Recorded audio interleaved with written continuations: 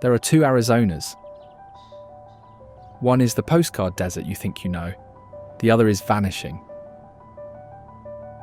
where satellites record the ground sinking, animals march into empty land, and centuries of history fade before anyone can save them. Almost no one will ever see it. And that's only the beginning.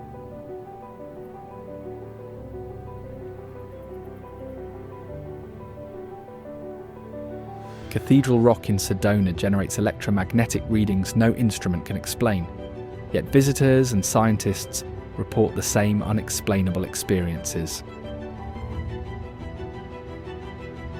Walnut Canyon holds cliff dwellings so precise, they required tools archaeologists insist the builders never had.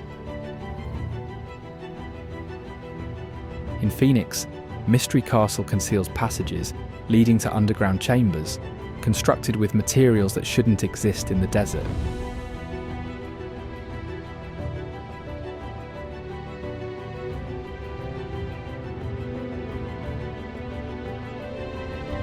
Stay with me as we uncover Arizona's most extraordinary wonders, where rare discoveries and forgotten mysteries might change the way you see this state forever.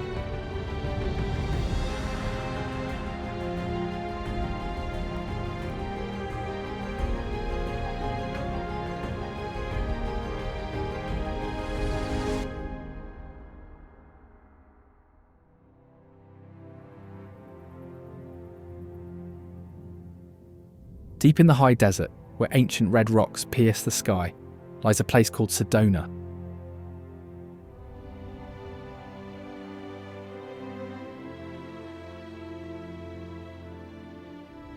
The red rocks of Sedona are part of the Colorado Plateau, a vast geological region that spans several states.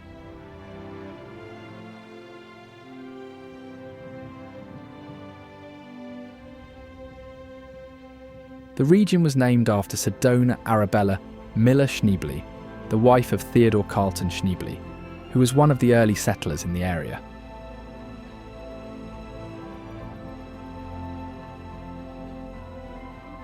She was known for her hospitality and community involvement, and the name suggestion came from Schneebly's brother, since it was a unique name that would be easy to remember.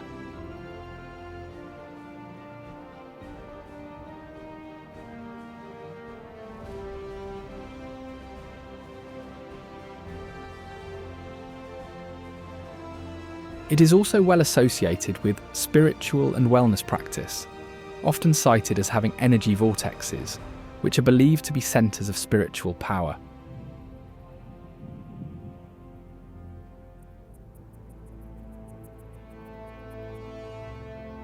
This has made Sedona a destination for those interested in meditation, yoga, and alternative healing practices.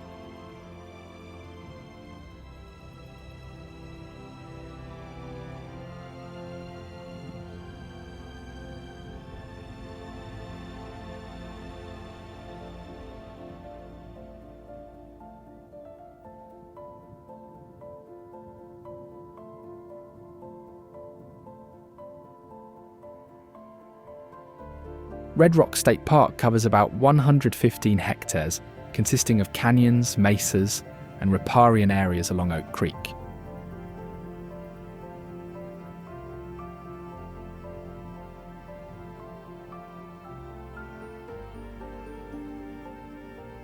The area was originally used for ranching and farming, with homesteaders relying on the creek as a water source for crops and livestock.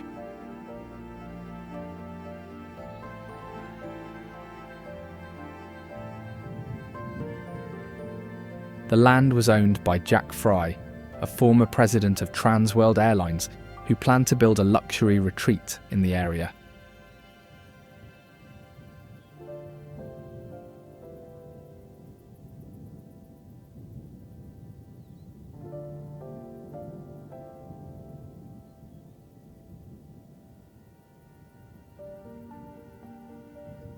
It was later designated as a protected area to preserve the local ecosystem.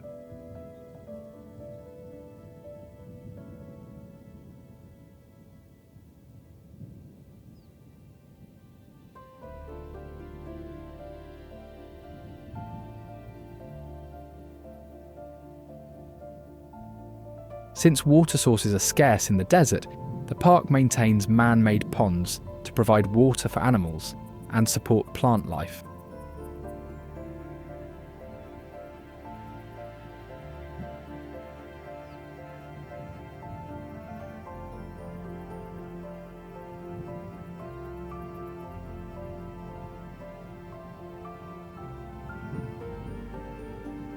To also preserve dark sky conditions, the park has strict regulations on artificial lighting, making it a good location for stargazing and astronomy events.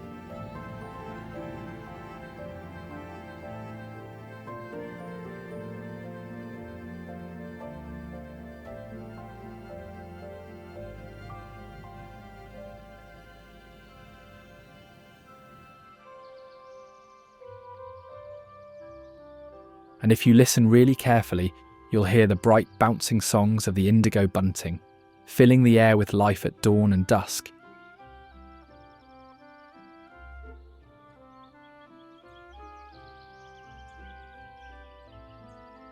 These small songbirds are nighttime migrants, using stellar constellations to chart their southward routes, a survival skill that made their journey through habitats like Sedona possible.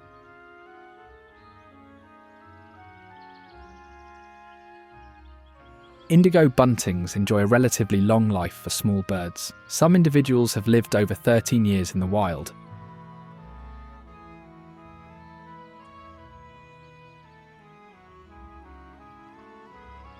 That's many seasons of singing under Sedona's open skies.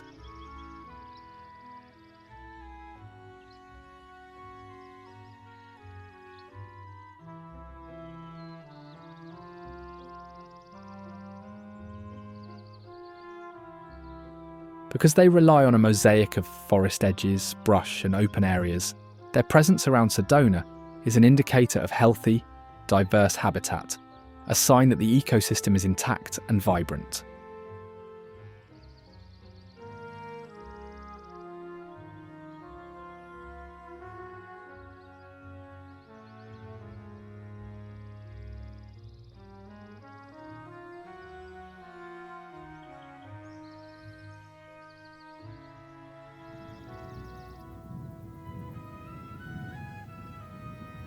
Bell Rock is a red sandstone butte, rising to an elevation of 1,500 metres above sea level.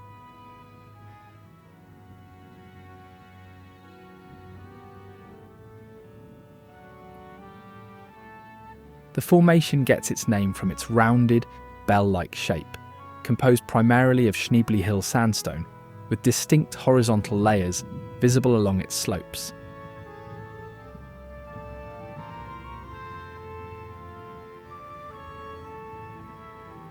Native groups used Bell Rock as a landmark for navigation, and evidence of early habitation, such as rock carvings and artifacts, has been found in nearby areas.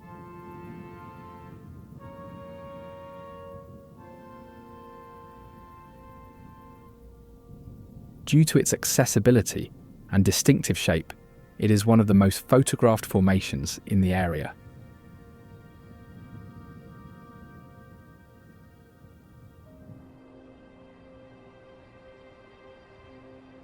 The skies above these formations, though, belong to a larger traveller, the Swainson's hawk.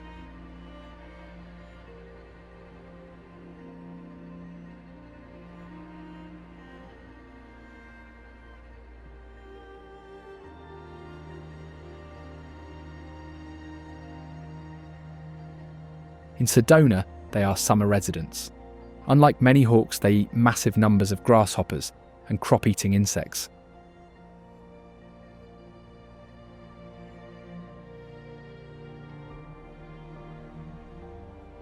Because of that, farmers in Arizona and across the West often view them as natural pest controllers.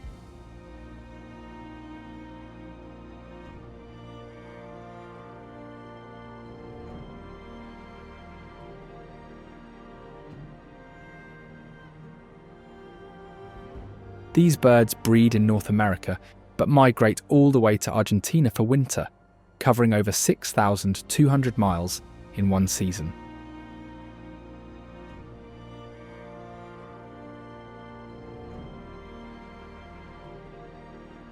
On their epic journey, they face serious dangers: habitat loss, pesticides that kill the insects they depend on, and exhaustion from crossing deserts and mountains.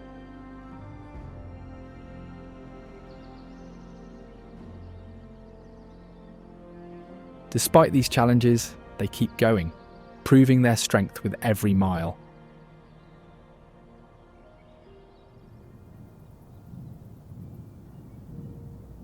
Sedona sits atop what believers claim are massive energy centres.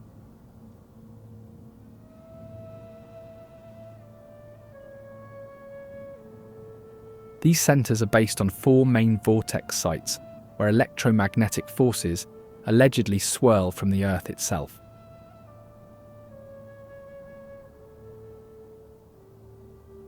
These invisible spirals of energy supposedly manifest in the twisted juniper trees from the area.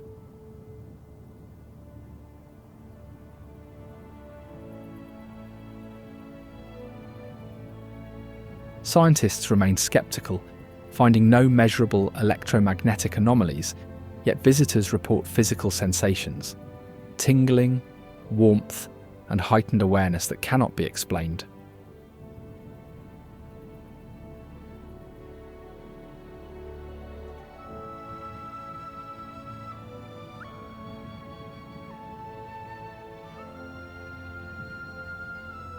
While most people know about 4 sites, there are actually 7 to 8 main vortex locations.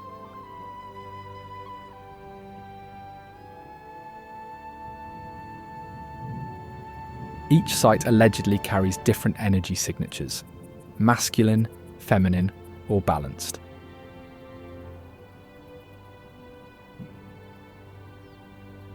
Interestingly, the courthouse butte is being described as a straight shooter that beams energy directly from earth to sky rather than swirling.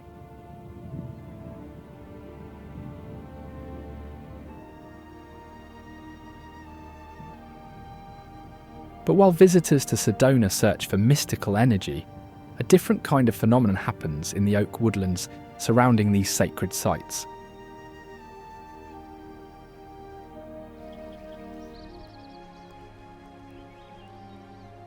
Here lives one of North America's most industrious and socially complex creatures, the acorn woodpecker.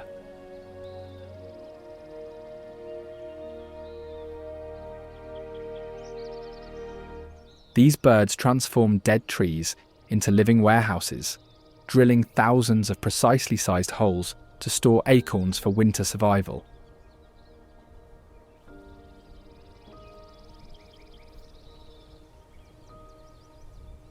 They don't just store any acorn, they often choose the ones that fit their drilled holes perfectly.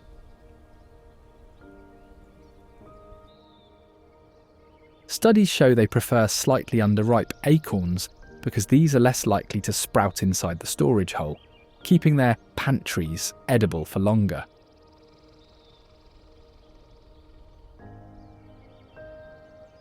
With striking red caps, white faces, and bold black and white patterns, acorn woodpeckers have been nicknamed the clowns of the forest.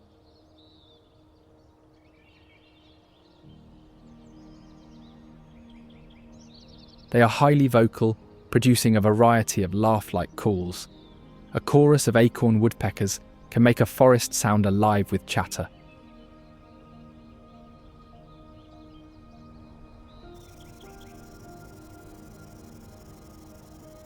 In complete contrast, very silent and elusive, is the western diamondback rattlesnake.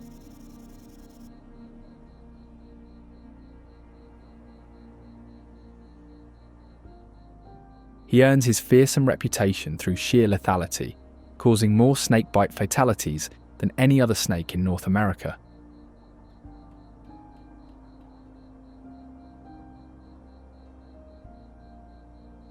As ambush specialists, these snakes are capable of remaining motionless for weeks while waiting for the perfect opportunity to strike.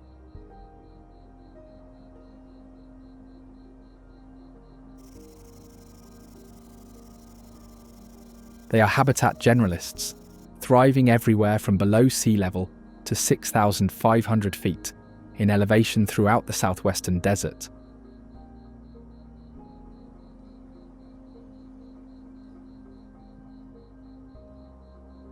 These serpents live within the very places that draw millions of visitors, showing that even paradise holds hidden dangers.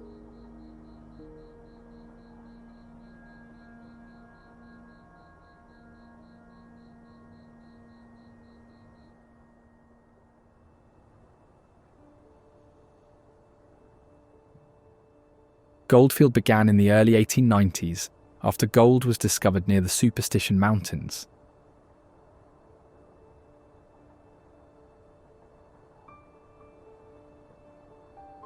When the gold ran out within 5 years, the town emptied almost overnight, later resurrected several times by new mining attempts, and ultimately as a living ghost town attraction.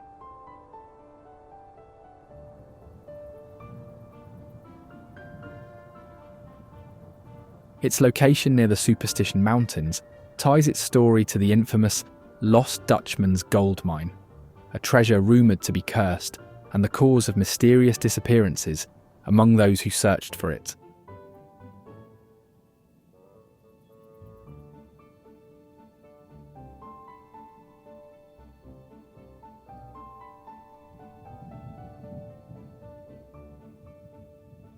In fact, the mountains were feared by native tribes and early settlers for rumoured evil spirits and unexplained deaths, fueling stories of a curse that claimed the lives of would-be prospectors.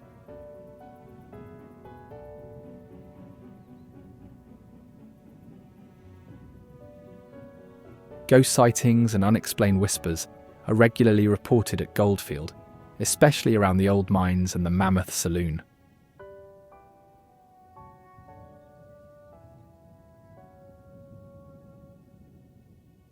Walnut Canyon is a mysterious site, lined with ancient cliff dwellings and stories of both survival and disappearance.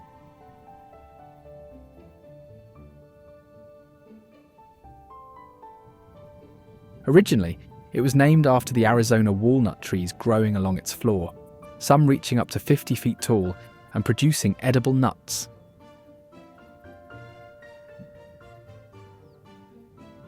History alleged that the Sinagua people once lived on the steep canyon walls between 1125 and 1250, then vanished out of nowhere.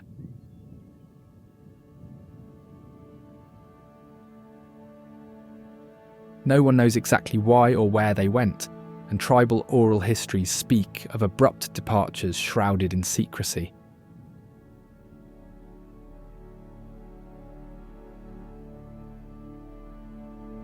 In 1909, a news article described the discovery of a hidden cave in the canyon, rumoured to hold strange artefacts and even mummies, with modern researchers unable to verify the claims or locate the exact cave.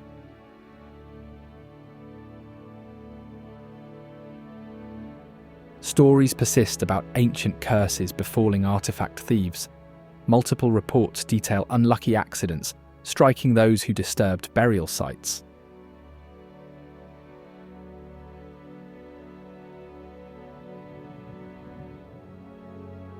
Grand Canyon National Park covers over 4,900 square kilometres, with the canyon stretching for 446 kilometres in length.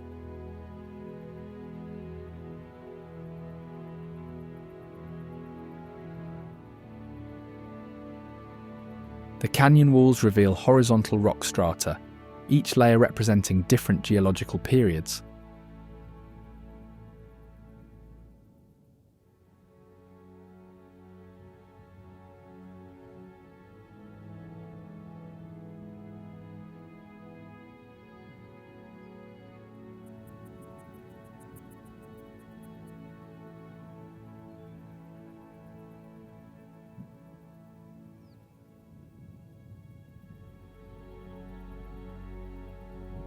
The oldest rocks found at the bottom are Vishnu schist, estimated to be 1.7 to 2 billion years old.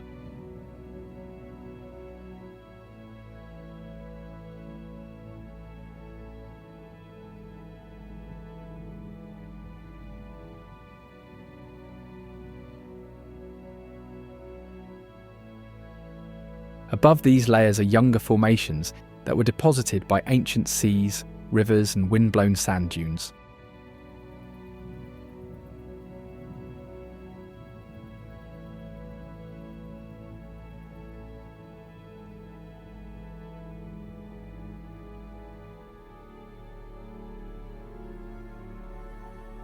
Due to the difference in elevation, the canyon creates localized weather patterns, with sudden storms, snow at the rim, and sunshine at the bottom, all occurring on the same day.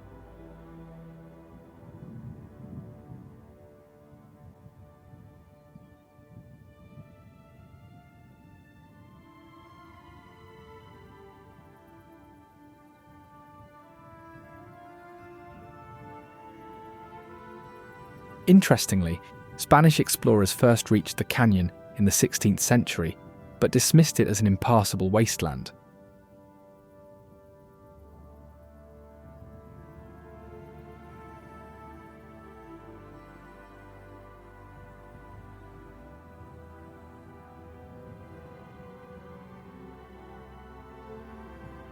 The North Rim in Grand Canyon National Park hides a legacy of legends and unexplained events that have fueled questions for generations.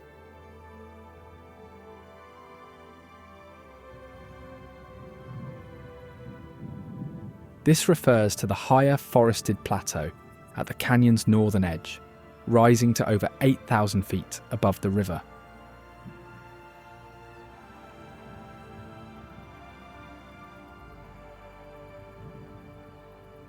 Fire Point Overlook is the setting for local indigenous legends recounting spirit guardians.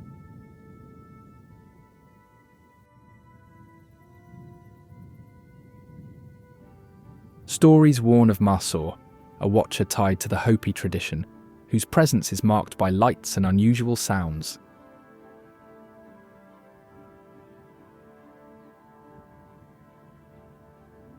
Some say encountering Marsaw foreshadows a dramatic change or a test, as tales persist of guests glimpsing shadow shapes or hearing warning cries on stormy nights.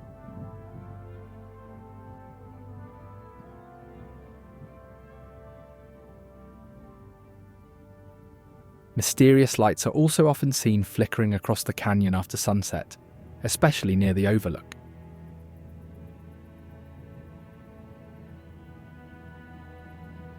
Some accounts describe glowing orbs moving erratically or hovering above the gorge, with many attributing these to spirits or ball lightning, but no scientific explanation has emerged.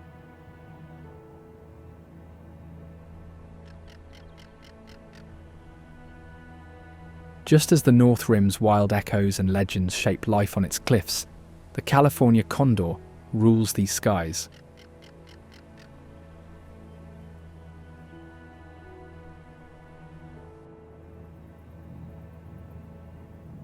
As North America's largest land birds, they soar for miles using thermal air currents, rarely flapping their wings as they patrol vast distances for food.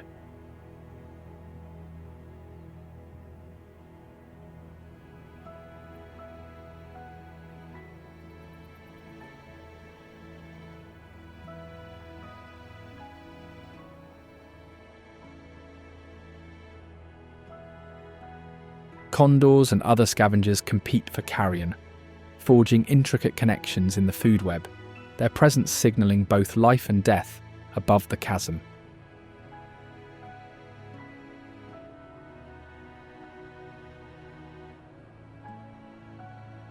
Just as the California condor depends on carcasses scattered throughout the park's rim,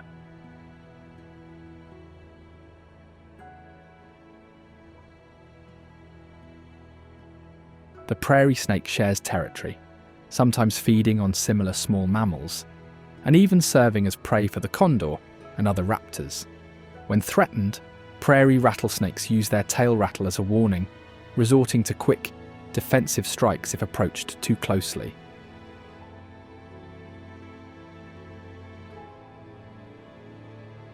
Most of the time, these snakes remain motionless and rely on ambush tactics to catch prey.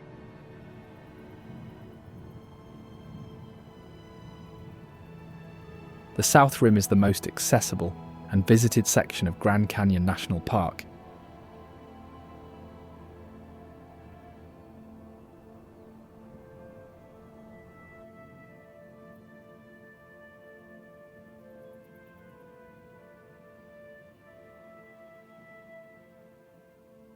The rim is made of Kaibab limestone, a rock layer deposited by an ancient sea around 270 million years ago.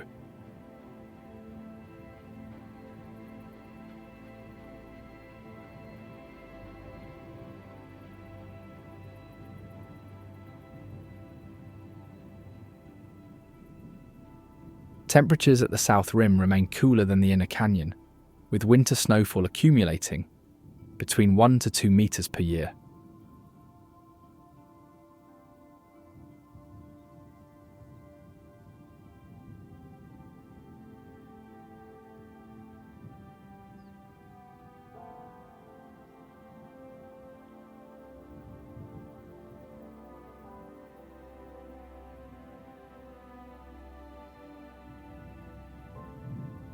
Meanwhile, the northern flicker is a lively presence above the canyon floor, foraging in many of the same open woodlands where snakes and predators roam.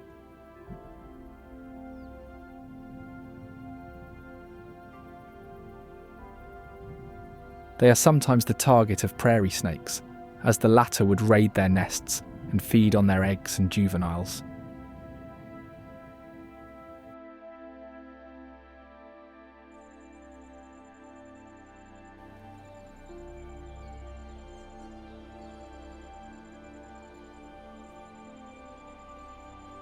Overall, these birds are woodpeckers built for ground foraging, with long, barbed tongues up to 2 inches past their bills that dig out ants and beetles from soil and stumps.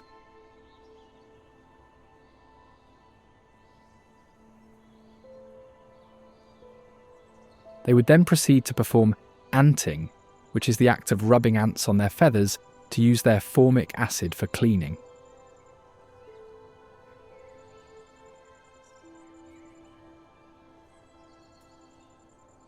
They also excavate several holes each season before picking one for nesting, helping other bird and mammal species by providing cavities.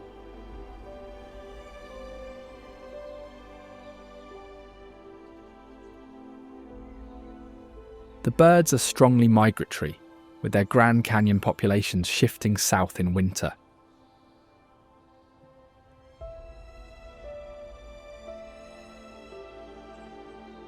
Often moving hundreds of miles using thermal updrafts along the canyon rims.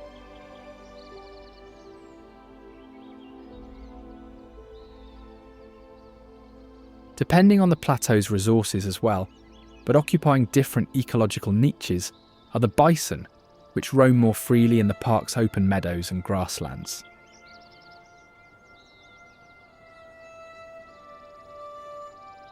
They are notable for their thick fur and a large hump of muscle over their shoulders, enabling them to survive cold winters and rough terrain on the Kaibab Plateau.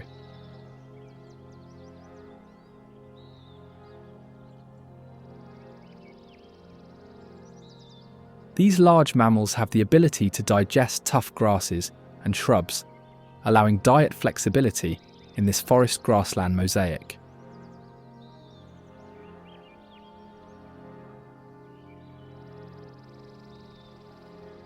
Their migration is influenced by monsoons, snow cover, and human activities such as hunting outside park boundaries.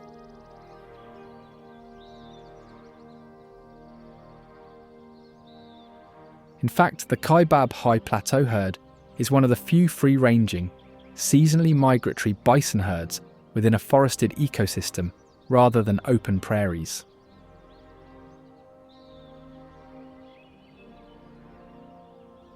Their movements and effects on vegetation are vital for ecological research on forest meadow dynamics.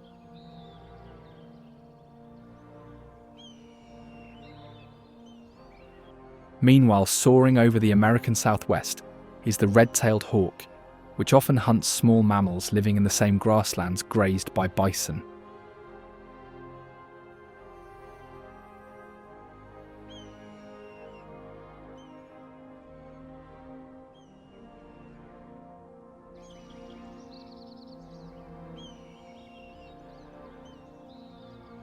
These hawks are territorial and often vocalise with a raspy ki-ee-ah during flight or nest defence.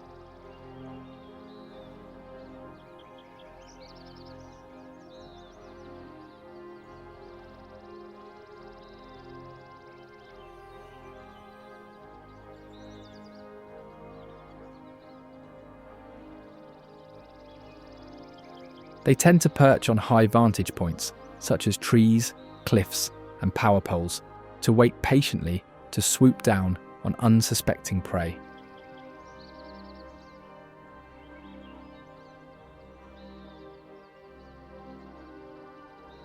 The hawks share their habitats with the iconic monarch butterflies, possessing distinctive orange wings with black veins and white spots, warning predators of their toxicity acquired from milkweed toxins ingested as caterpillars.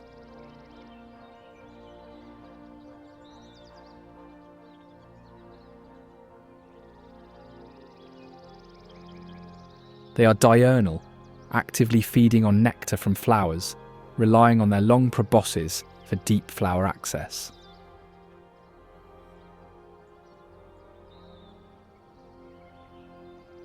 With extremely lightweight bodies, these butterflies undertake one of the most remarkable insect migrations, travelling up to 2,500 miles to reach overwintering sites in coastal California or Mexico.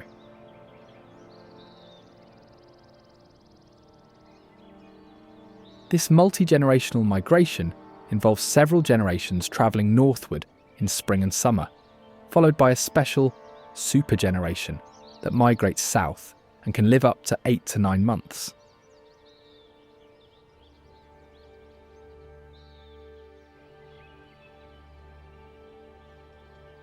Migration timing is influenced by temperature changes and daylight, with butterflies utilising a sun compass and magnetic sense to navigate.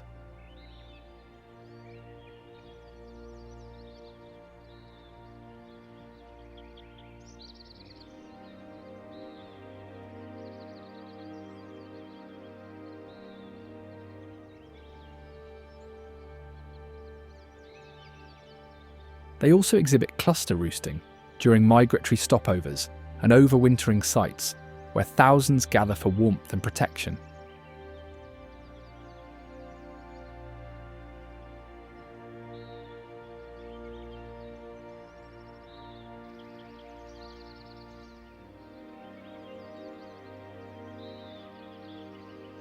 Monarch butterflies and American robins cross paths in the meadows and edges of the Grand Canyon, as both feed on fruit-bearing shrubs and rely on native plants for their seasonal needs.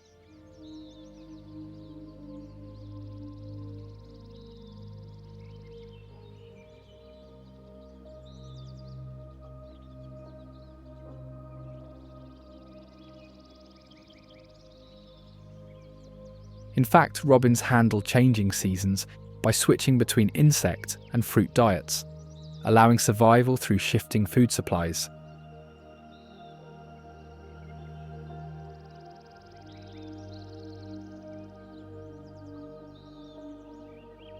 These birds use a run, stop, look and peck method to catch worms and insects, as most foraging is done visually, not by sound.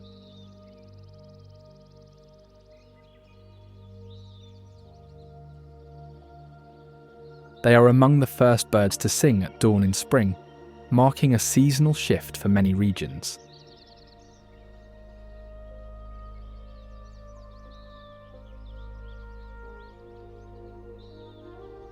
Their behaviour adapts to both wild and suburban areas, making them one of the most widespread birds in North America.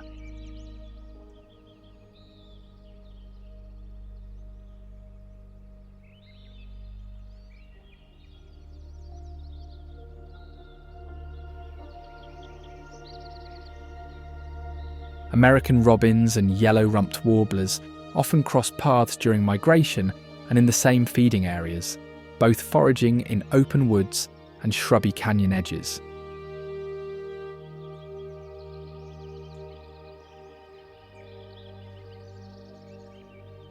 Warblers move through in huge flocks each spring and fall, joining robins for brief stopovers and linking songbird migration waves to Grand Canyon's seasonal transformations.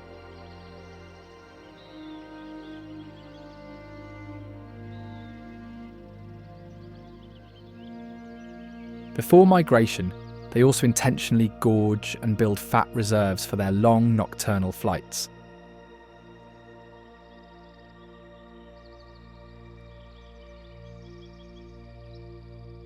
However, these birds stand out as the only North American warblers able to digest waxy berries, such as juniper and wax myrtle, thanks to specialized gut enzymes.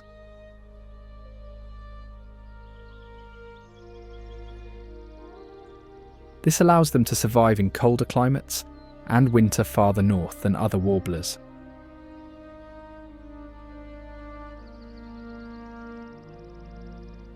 They are also hyperactive foragers, as they glean insects from leaves, make quick flights to snatch prey mid-air, and sometimes hover briefly over foliage.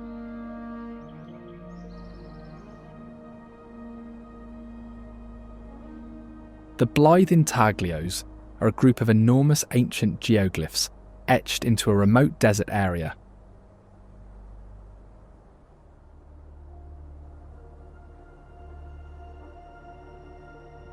These ground drawings, created by scraping away the dark surface soil to reveal lighter soil underneath, depict human figures, animals, and geometric shapes.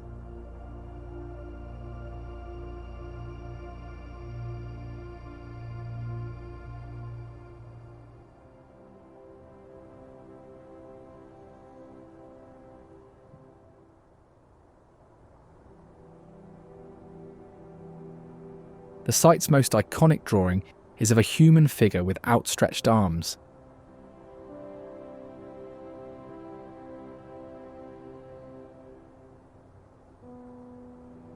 The Intaglios are believed to have been created by indigenous peoples, possibly the Mojave or Quechan tribes, between 450 and 2,000 years ago.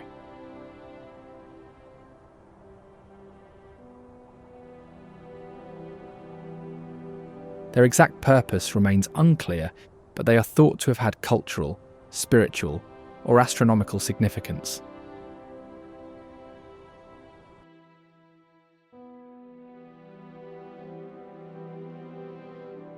Despite their large sizes, the geoglyphs were largely unknown to the outside world until the 1930s, when they were spotted from the air.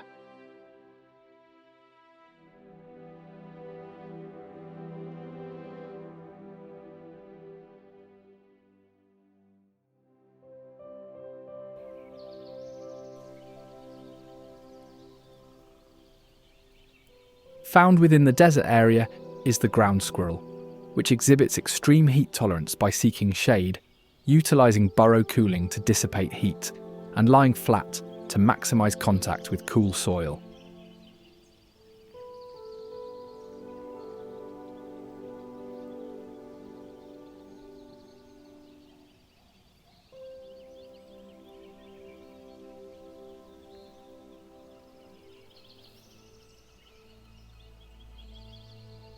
These ground squirrels are diurnal and highly alert, using short, rapid jumps and zigzag running to outmaneuver predators.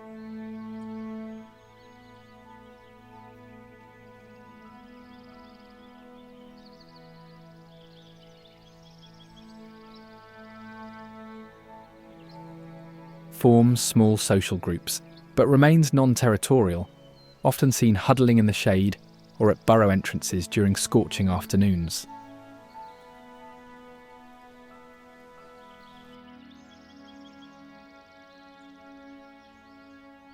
Breeding season peaks from February through June, with a promiscuous mating system in place.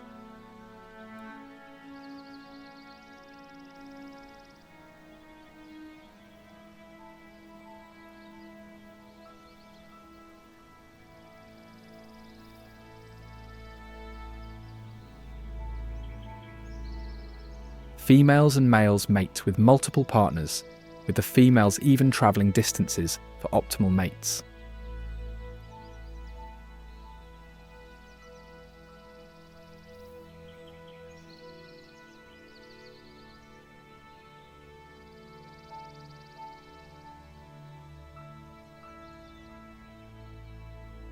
They suffer from habitat loss through urbanisation and agriculture, as well as invasive vegetation, which threatens the long-term survival of certain populations connected to the Blythe Intaglios.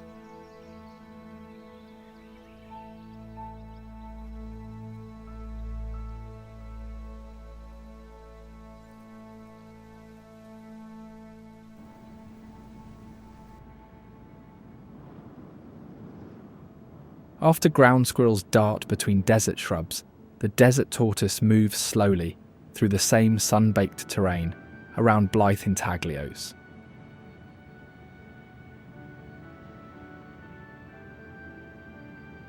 Feeding on similar forbs and avoiding the same predators, the tortoises and squirrels sometimes even have overlapping burrow zones, competing for shelter and food sources.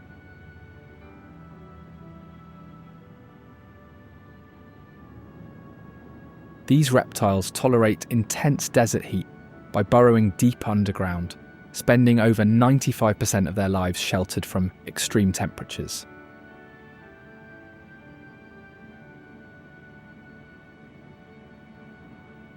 Their bladder stores water for long periods, reducing dehydration risk, and they can survive months without drinking, relying on spring rains and moist plants.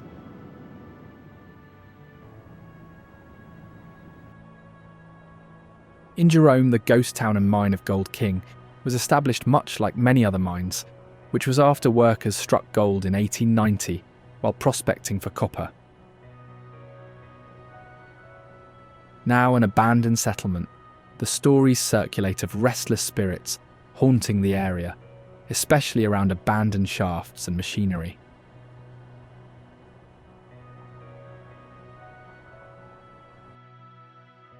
Many ghost tours include reports of unexplained movement, flickering lights, or ghostly voices.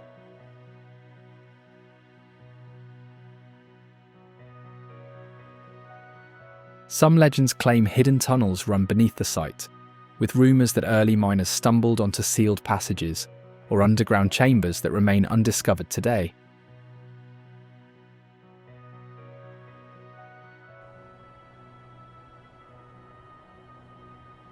Meteor crater, located in the northern desert region, is one of the best preserved impact sites on Earth.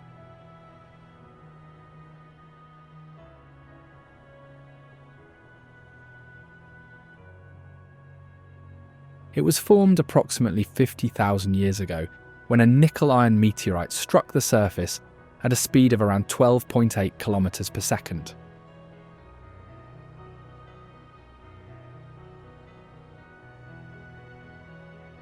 The impact released energy equivalent to over 10 megatons of TNT, creating a crater 1.2 kilometers wide and 170 meters deep.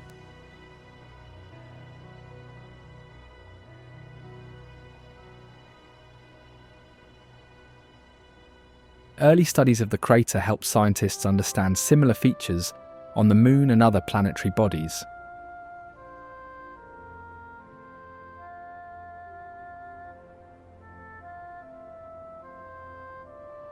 Despite initial skepticism, it was eventually confirmed that the crater was formed by a meteorite impact, not volcanic activity.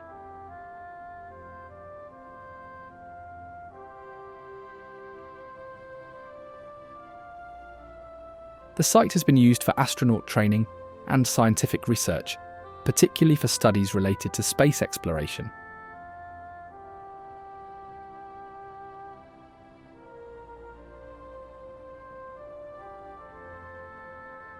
The Plateau fence lizard thrives in surrounding arid, rocky terrains, using sunbasking to regulate body temperature, while retreating to crevices or burrows to avoid overheating.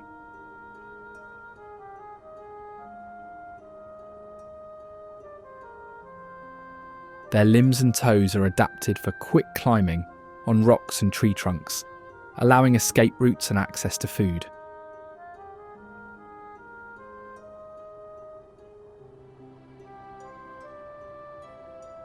The lizard tends to prey on insects such as the scarab beetle, which possesses stout, often rounded bodies with strong legs, adapted for digging and rolling, allowing them to move through soil and debris efficiently.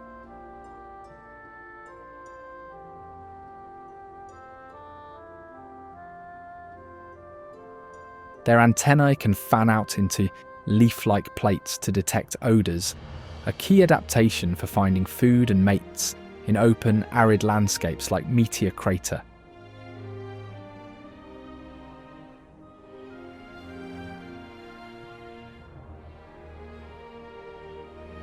They play roles as scavengers, decomposers, and soil aerators, breaking down dung, plant material, and carrion to recycle nutrients back into the ecosystem.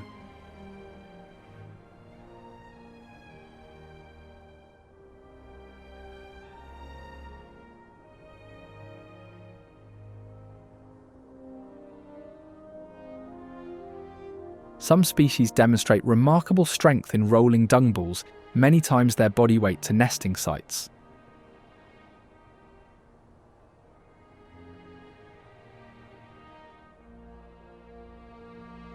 Adult lifespans vary, with some living only a few weeks and others up to several years.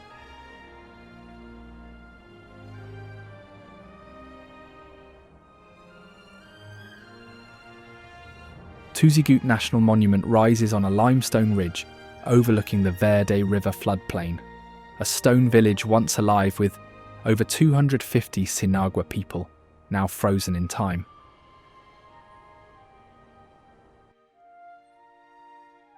It preserves the ruins of a 110-room pueblo built by the Sinagua people between 1125 and 1400 AD, and is the largest and best preserved Sinagua site in the Verde Valley.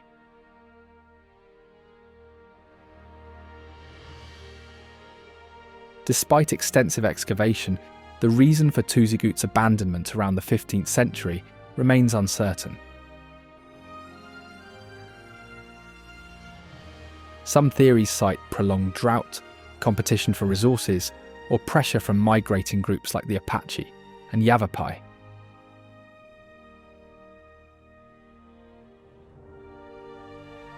Oral history from native communities suggests the Sinagua may have merged with or become ancestors to modern tribes, blending cultural survival with migration.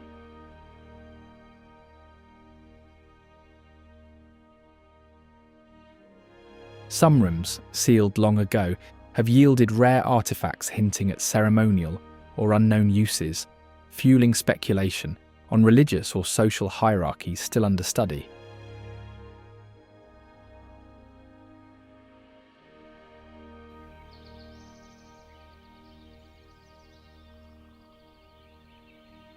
Nearby, the loggerhead shrike patrols the open scrub and woodlands, being a songbird with the instincts of a raptor.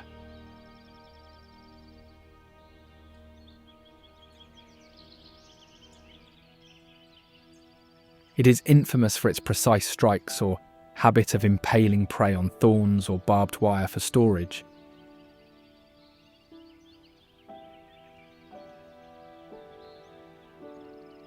Meanwhile, on the open ground below, sharing the same habitats is the horned lark, which forages for seeds, insects and invertebrates. They utilise walking and running more than hopping, exploring soil and stubble thoroughly.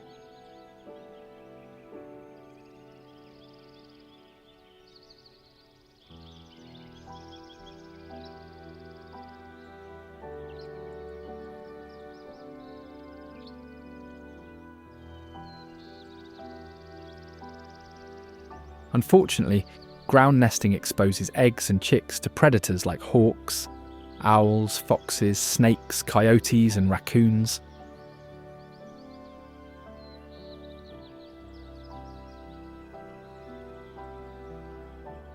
Human development also reduces open habitats, and pesticide use decreases insect prey availability.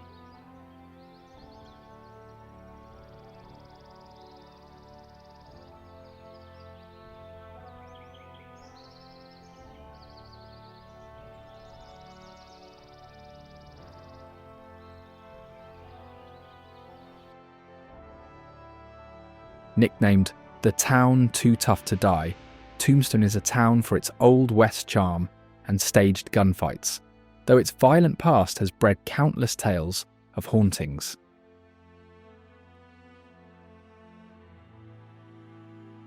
It is most famous for the gunfight at the OK Corral in 1881, a 30-second shootout that left 3 cowboys dead and immortalised the Earp brothers and Doc Holliday in legend.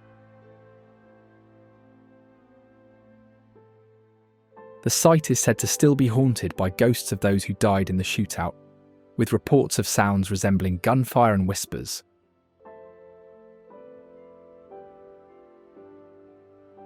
There were many more unsolved violent episodes, disappearances, and strange artifacts supposedly linked to Tombstone's seediest days.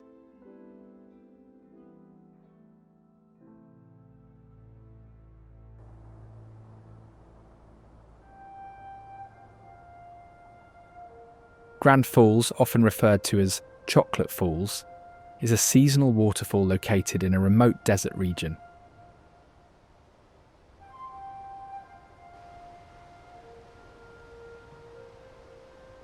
It is known for its dramatic flow of muddy water, which occurs after heavy rainfall or snowmelt.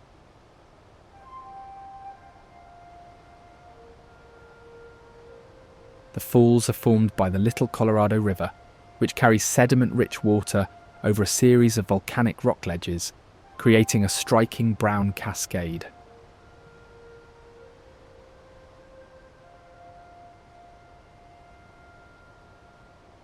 The waterfall drops approximately 56 metres, making it taller than Niagara Falls.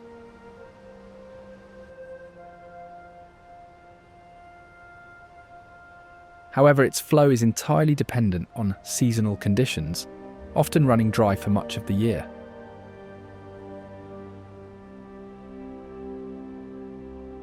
When active, the water's muddy appearance is caused by the high concentration of silt and clay eroded from the river's upstream channels.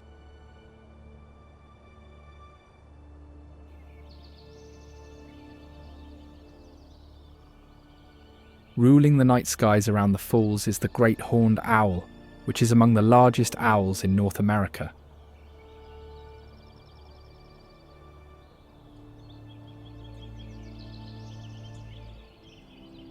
Adapted for silent flight, their feathers muffle wing sounds, allowing near-invisible hunting in low light.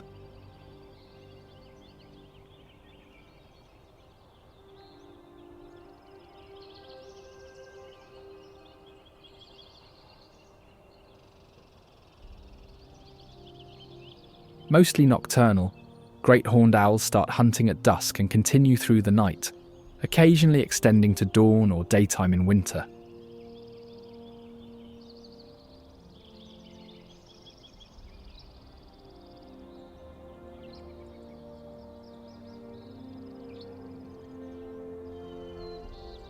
Pairs are territorial and monogamous, defending up to 1.5 square miles with songs, visual displays and aggression, especially in breeding season.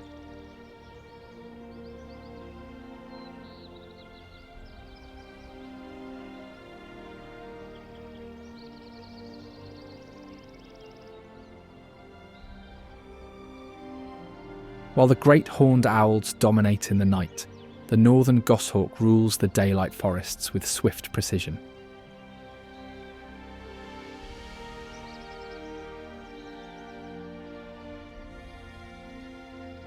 Both are apex raptors sharing overlapping territories, sometimes competing for food, yet occupying different hunting styles and time preferences.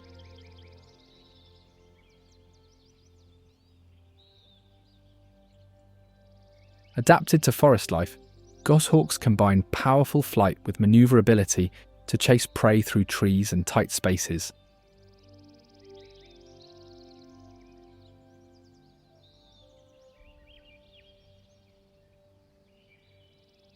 In fact, they hunt mainly by surprise attack, perching quietly before flying fast and low through trees to catch birds, mammals and reptiles.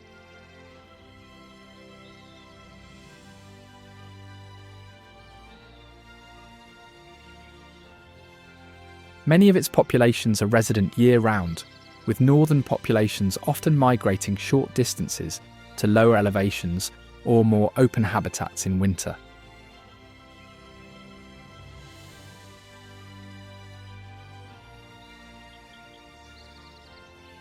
Juveniles disperse widely after fledging to find territories, sometimes travelling long distances from birth sites.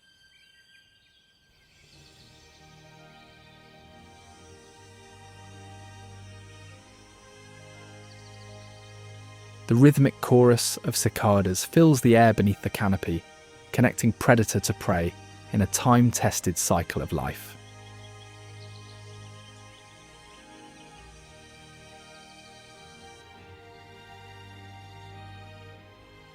Cicadas spend most of their life underground as nymphs, feeding on sap from tree roots for several years, usually 2 to 5, though some species emerge every 13 or 17 years.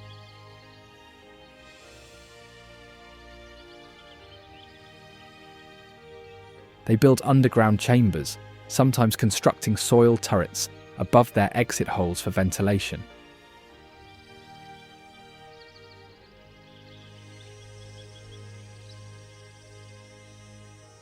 They are the loudest insects by volume, as some cicada calls exceed 100 decibels, significant for mating communication.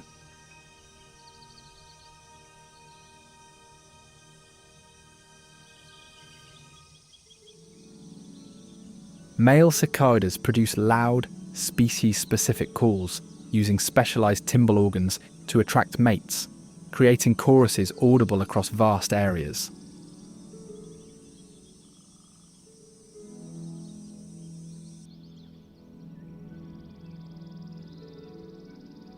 After mating, females lay hundreds of eggs in slits cut into twigs. Larvae drop to the soil and burrow to start their long underground stage.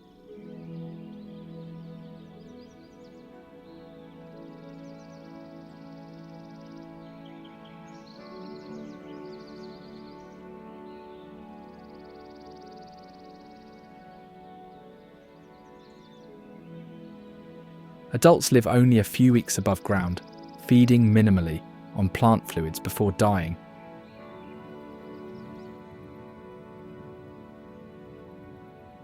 Meanwhile, Montezuma's castle in Camp Verde is filled with the silence of ancient cliff dwellings that hold deep mysteries.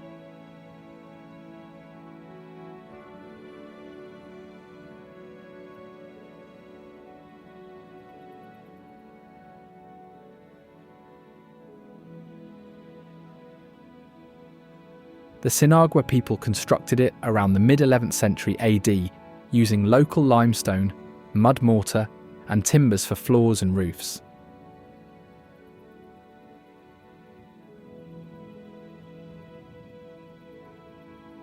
It housed 30 to 50 people in about 20 rooms and is one of North America's best preserved cliff dwellings due to its alcove protection from the weather.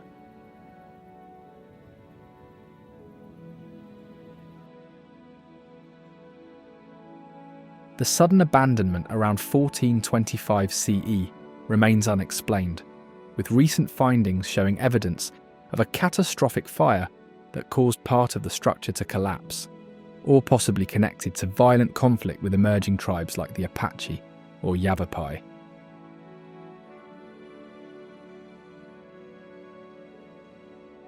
Alternative theories point to prolonged drought, resource depletion, or disease, but no consensus exists.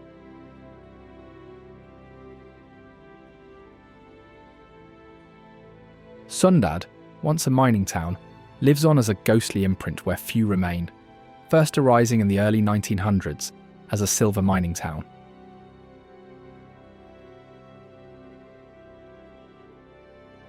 Its structures, though mostly ruins, include scattered foundations, mine shafts, and a few rusted machines that silently mark the passage of time.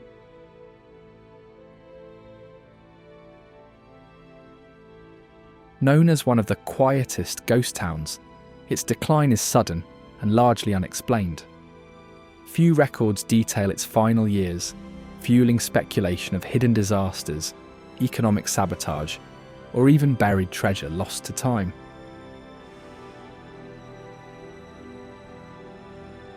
Local lore whispers of phantom miners still wandering, the deserted ruins at night, claims supported by unexplained sounds of picks and shovels heard by visitors.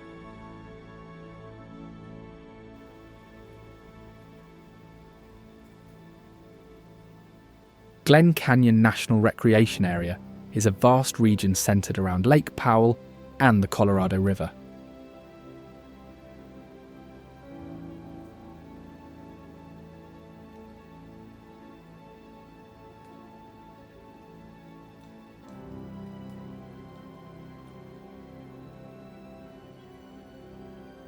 The area is known for its dramatic landscapes, including deep canyons, towering cliffs, and expansive desert terrain.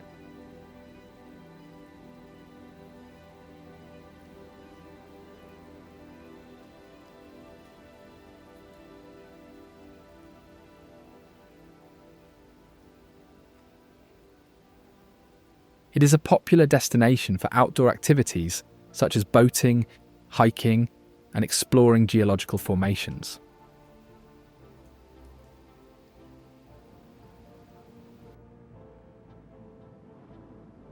Some of the notable features within Glen Canyon National Recreation Area are the balanced rocks.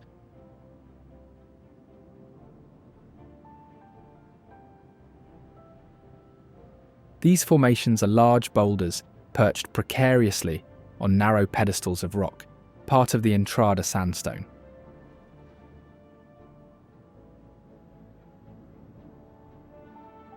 Early explorers, ranchers, and indigenous groups use these formations as navigation points, helping them locate water sources and safe routes through the desert.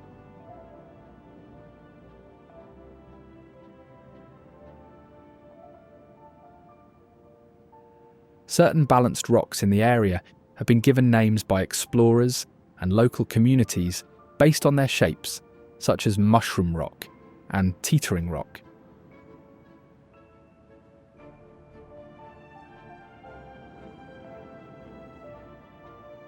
Access to the balanced rocks requires travel on unpaved roads or by boat, depending on the location.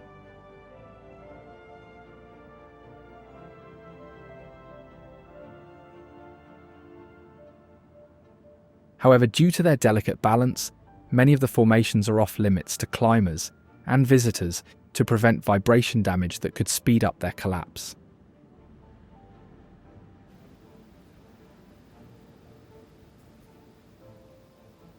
The Colorado River, which flows through Glen Canyon, is a vital water source for the region.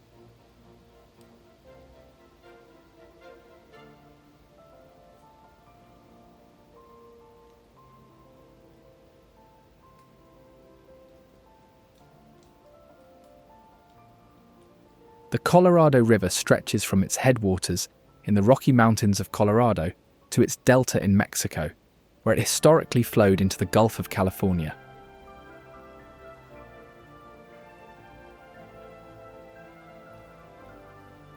Today, due to water diversions, it rarely reaches the sea.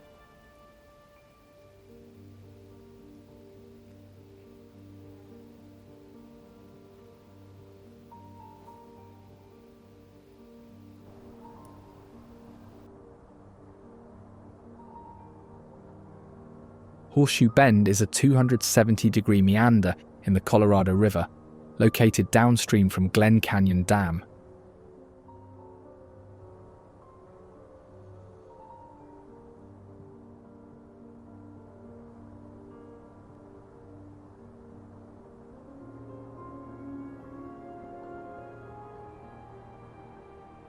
The river curves sharply around a massive rock formation, creating a horseshoe-shaped bend.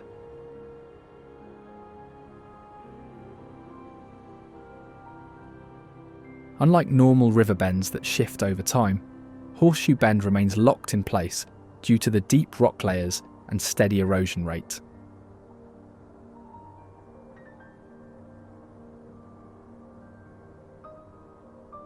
The cliffs surrounding the bend rise over 300 metres above the river, providing a clear view of the exposed rock layers that primarily consist of Navajo sandstone.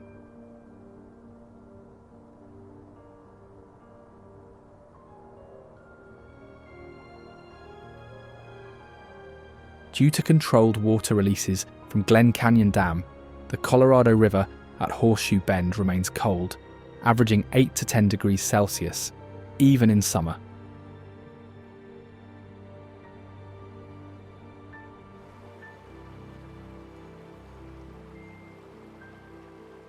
In the Glen Canyon National Recreation Area, the American coot thrives along the water's edge as it shares aquatic and shoreline habitats with a variety of species.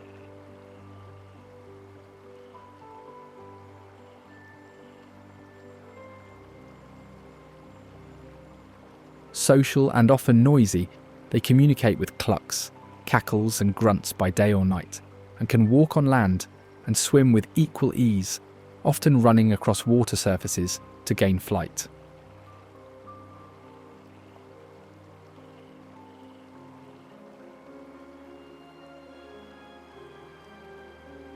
They provide a rich protein source for raptors, as they are especially vulnerable when nesting or molting.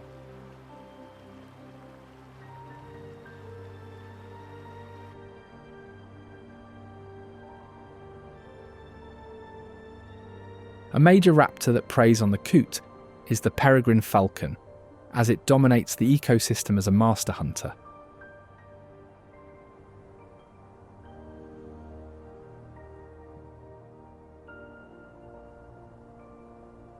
Evidently, it hunts primarily other birds using high-speed stoops to strike prey mid-air, often severing the spinal column with their hooked beaks.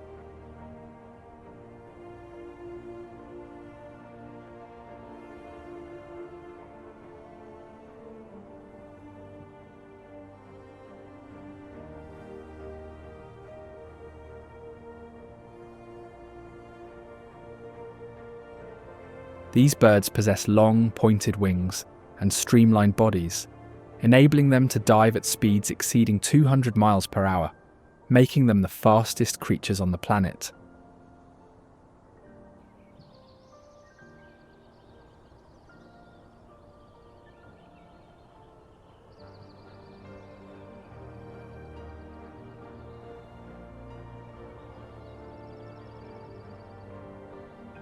Their nostrils have specialised baffles that regulate airflow during high-speed dives, preventing damage from air pressure changes.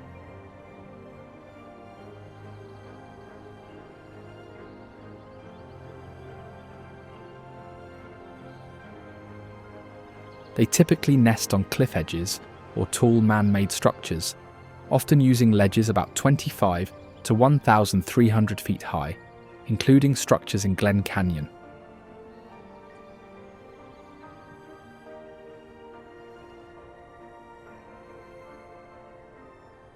Saguaro National Park is named after its extensive forests of saguaro cacti, which serve as a symbol of the American Southwest.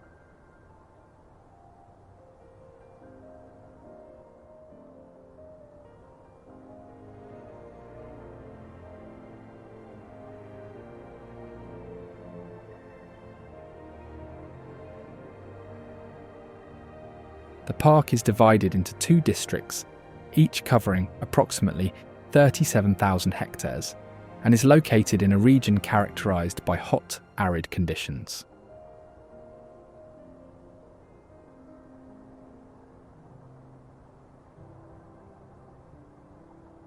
The park's ecosystems are shaped by seasonal rains, which trigger brief but intense flowering periods, transforming the desert into a colourful display of wildflowers.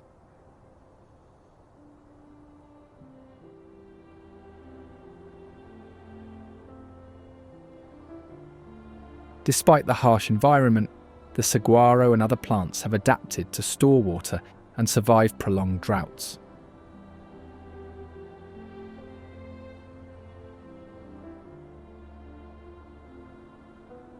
The park also serves as a research site for studying desert ecology and the impacts of climate change on arid regions.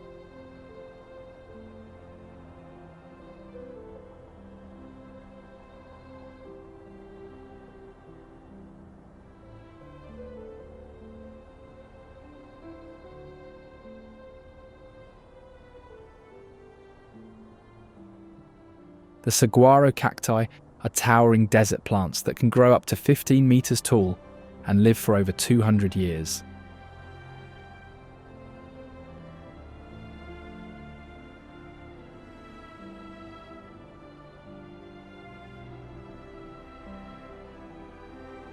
These cacti are slow-growing, taking around 75 years to develop their first arm and play a crucial role in the desert ecosystem by providing shelter and food for wildlife.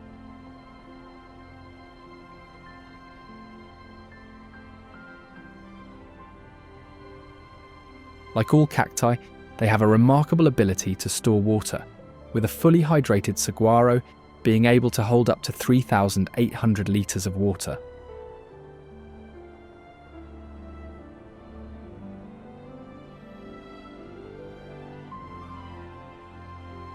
The Saguaro has significant cultural importance to the indigenous Tohono O'odham people, who have lived in the region for thousands of years.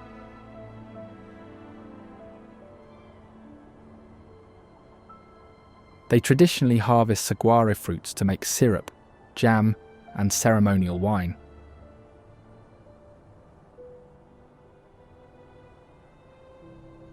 As a way to preserve their populations and the ecosystems they support, they are also protected by law, making it illegal to harm or remove them from their natural habitat without a permit.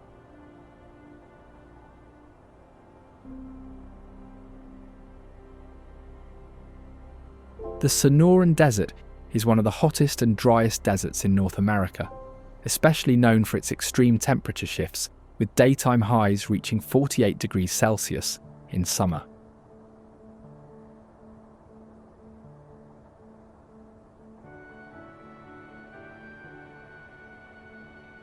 Rainfall is limited, but seasonal monsoons provide temporary water sources that sustain plant and animal life.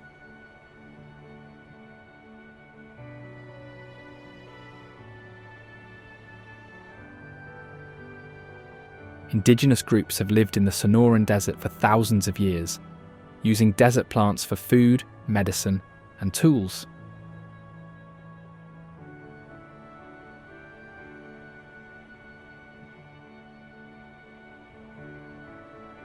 Early inhabitants also created irrigation systems to farm in areas with minimal rainfall.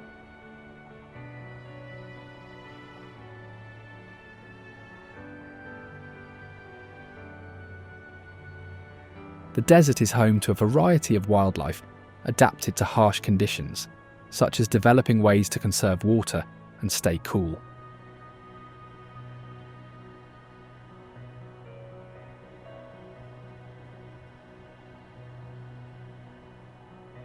Many animals are nocturnal, remaining underground or in shaded areas during the day and becoming active at night.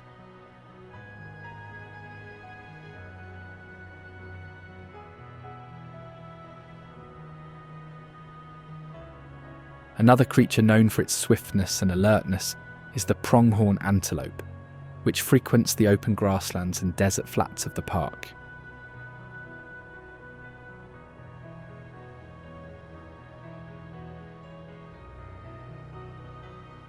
Pronghorns are built for speed, with slender legs, aerodynamic bodies, and large lungs enabling sustained running up to 55 miles per hour, the fastest land mammal in North America.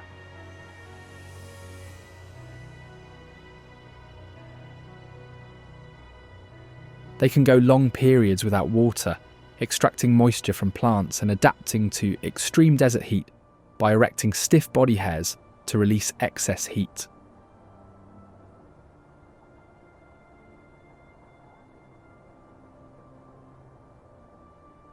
Living in herds, they are very cautious and would flee at the first sign of threat, sometimes covering miles swiftly to escape danger.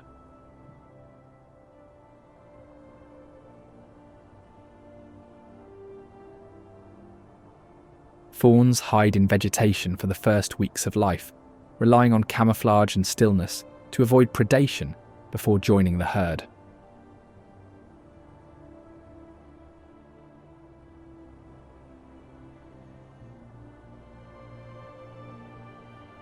Unfortunately, the Sonoran pronghorn subspecies is critically endangered, confined to limited desert areas in and around southwestern deserts near Saguaro National Park.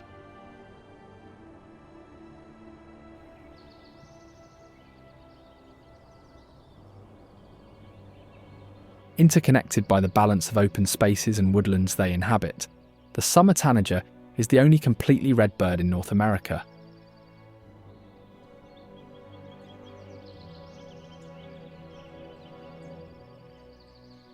In fact, males show bright strawberry red plumage, and females sport softer yellow hues for camouflage among leaves.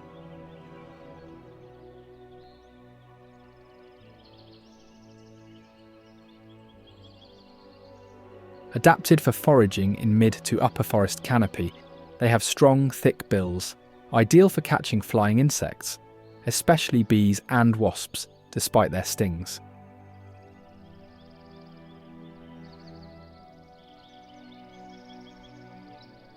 They migrate long distances, spending winters from central Mexico through northern South America and returning north in spring.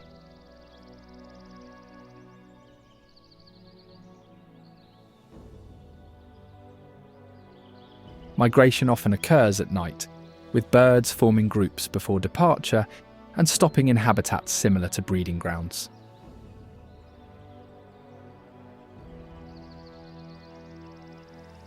Arrival at summer breeding grounds is often early, starting territorial behaviours as soon as males arrive.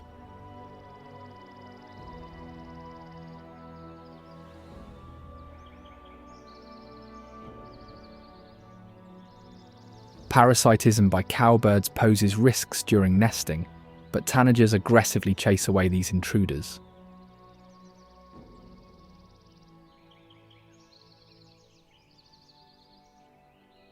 One of the park's notable historical sites is the Signal Hill Petroglyphs, located in the Tucson Mountain District.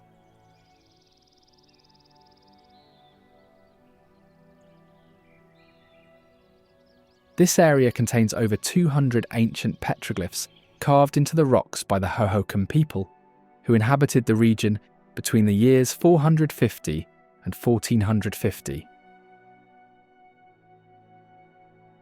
The petroglyphs depict geometric patterns, animals and human figures, offering insights into the cultural and spiritual practices of the Hohokam.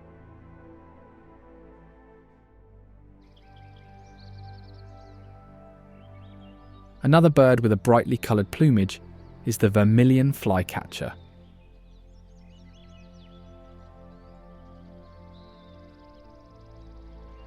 They use perch and sally tactics, sitting quietly then darting after insects mid-air, usually staying within 3 metres of the ground.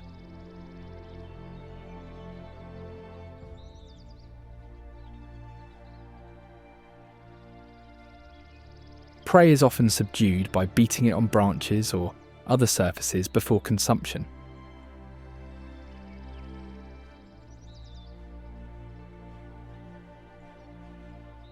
Their diet is primarily flying insects, with occasional fruit consumption during migration or scarcity. Two Guns is a desert ghost town on the rim of Canyon Diablo, notorious for its violent history, eerie remnants, and the dark stories that shroud its ruins. The town grew in the early 20th century as a stop along Route 66, complete with a gas station, trading post, and even a small zoo.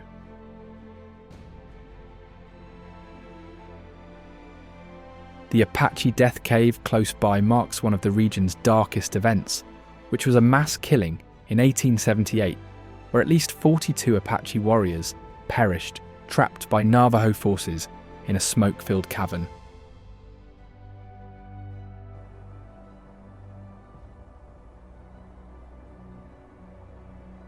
The Salt River Valley is a low-lying region surrounded by mountain ranges, known for its extensive agricultural history and modern urban development.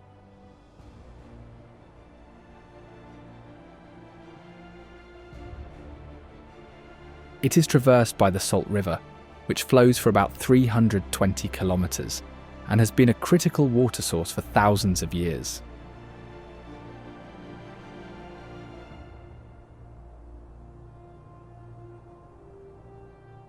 Despite its arid environment, it is home to many free-roaming wild horses, with a population that is estimated to be around 500 individuals.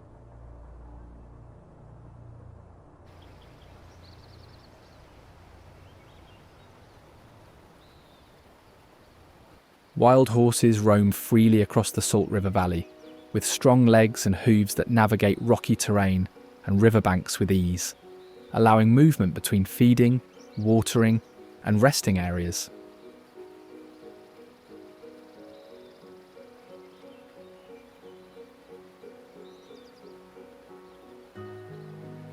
These horses are used to the desert life, able to withstand extreme heat and scarce water by grazing on native grasses and desert vegetation.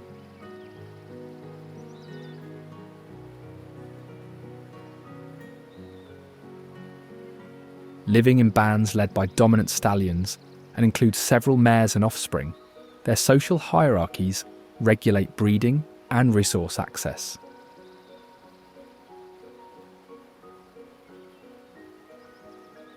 They engage in mutual grooming and display behaviours such as squealing and vocalising to communicate and establish dominance.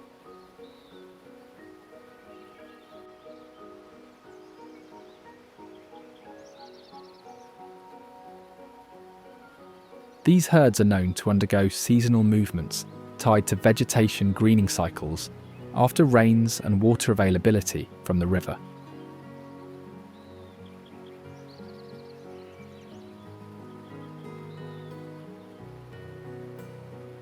Two main subpopulations range within approximately 19,000 acres between Highway 87 and Bush Highway, including riparian zones and uplands.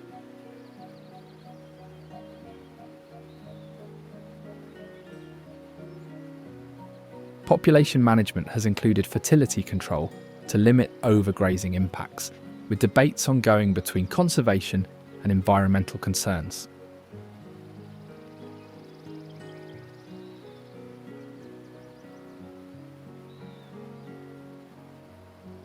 Depending on the life-giving water sources of the valley as well, is the snowy egret, which possesses lightweight bodies and long legs perfectly suited for wading in shallow freshwater or brackish environments.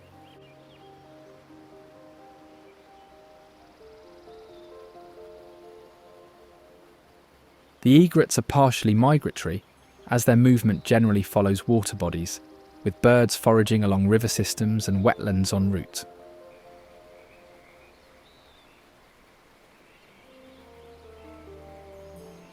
They use a variety of foraging techniques such as foot stirring, bill vibration, and hovering to catch fish, crustaceans, and aquatic insects.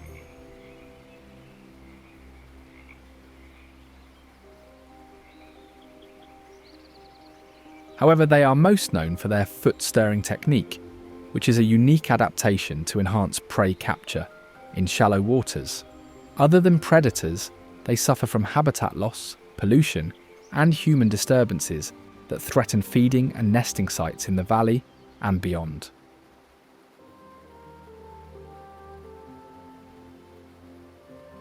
Environmental issues also impact water availability and quality, posing long-term challenges to habitat stability.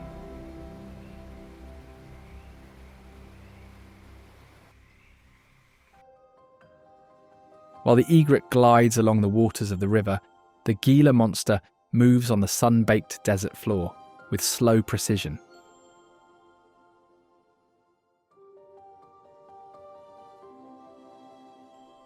Such creatures spend about 90% of their lives hidden underground or in rocky crevices.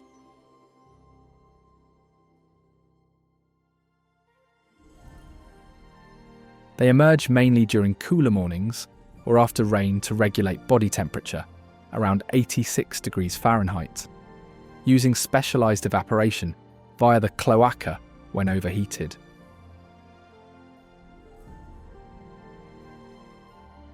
Their slow metabolism allows them to survive long periods without food or water, storing fat in their tails to draw upon in lean times.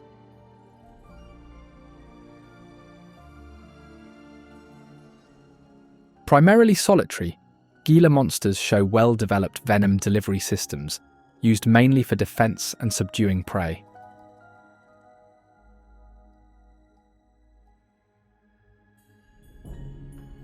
They are among the few venomous lizards globally, ranked as the only venomous one in its region.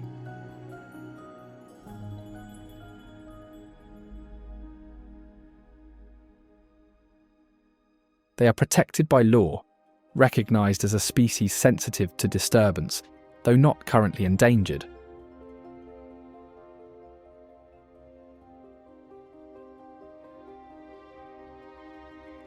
Above the same landscape, the Harris's hawk commands the skies with social hunting tactics, rare among raptors.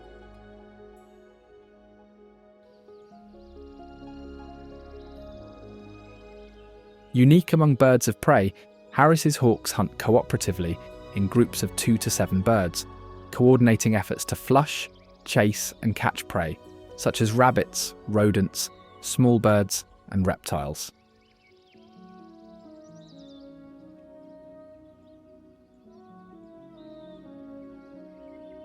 They form complex social hierarchies dominated by alpha females, with cooperative breeding, where offspring often stay with parents for several years to help raise young.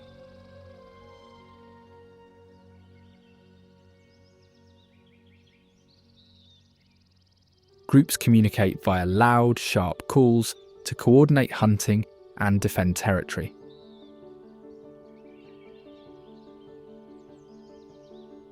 This style of cooperative hunting allows Harris's hawks to capture larger prey through strategic flushing and ambush.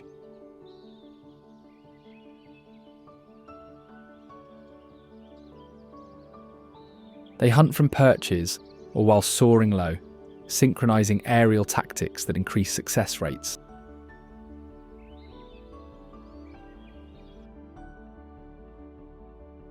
Casa Grande, Spanish for big house, is a 4-story caliche structure built in the early 1300s by the ancient Hohokam people and is one of the largest prehistoric buildings in North America.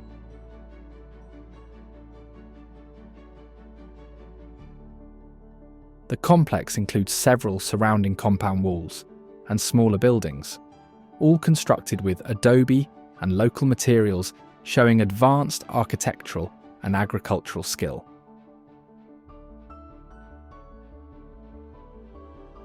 The original purpose of Casa Grande remains unexplained. Hypotheses range from a religious temple or irrigation control tower to astronomical observatory.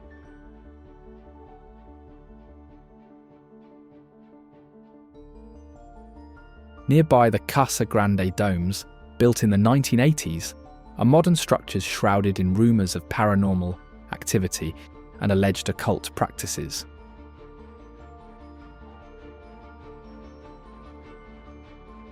Rumoured hauntings, satanic rituals, mysterious knocks on car windows, and sightings of unexplained shadows fuel local legends despite no formal proof.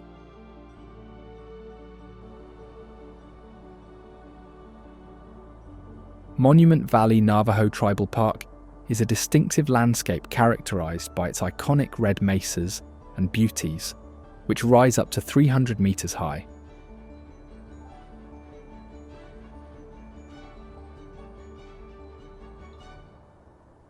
The park is deeply tied to the Navajo people, who have inhabited the region for centuries, and hence have a strong cultural connection to the land which they consider to be sacred.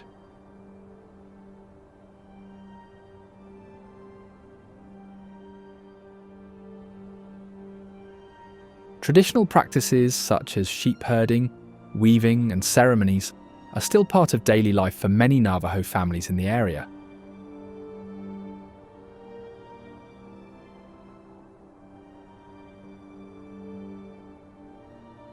The park is managed by the Navajo Nation, and guided tours led by Navajo guides offer insights into the history, geology, and cultural significance of the landscape.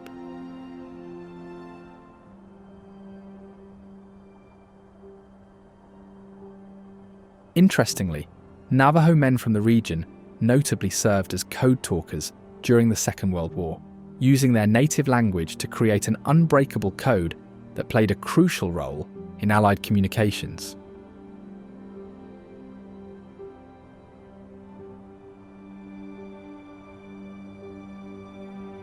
The park's environment is arid, with sparse greenery and limited water sources.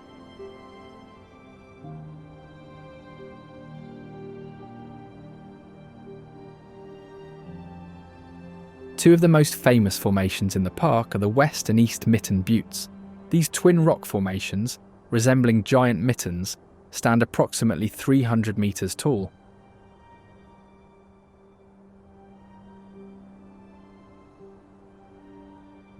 Their unique shape is the result of differential erosion, with harder rock layers resisting weathering while softer layers wear away over time.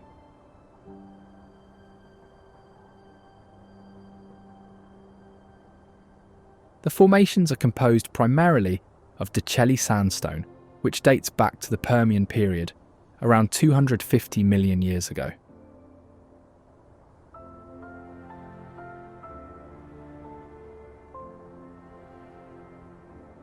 The names the Navajo people use to refer to the rock formations literally translate as black streak wood and rock with hole.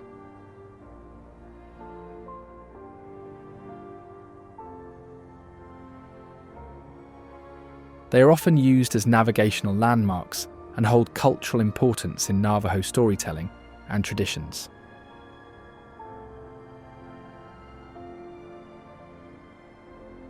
Another notable location within the park is Forrest Gump Point, named after its appearance in the 1994 film Forrest Gump.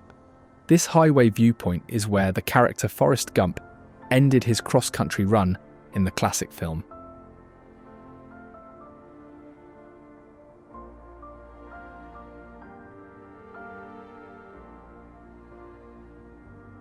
Highway 163, where Forrest Gump Point is located, is part of the trail of the ancient scenic byway.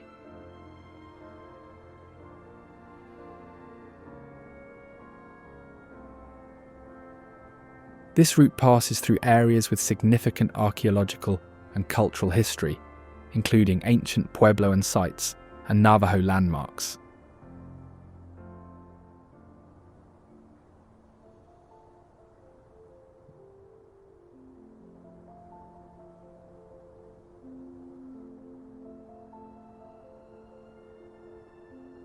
The spot has become a popular tourist attraction, with visitors often stopping to take photos, recreating the famous scene from the movie.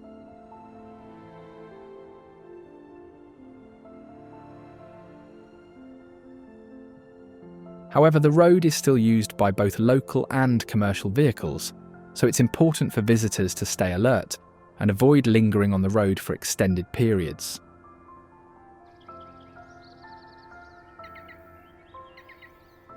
Patrolling the park is the American kestrel, North America's smallest falcon, which is known for its helicopter-like hovering, and is one of the few raptors capable of this aerobatic feat.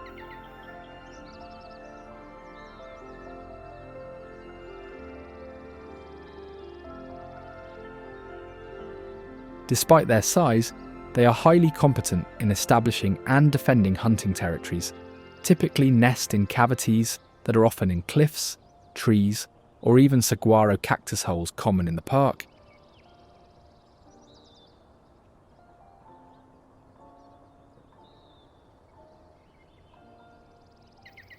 Many populations migrate seasonally, moving south in winter and returning north to breed, but kestrels also can be year-round residents in some southern habitats.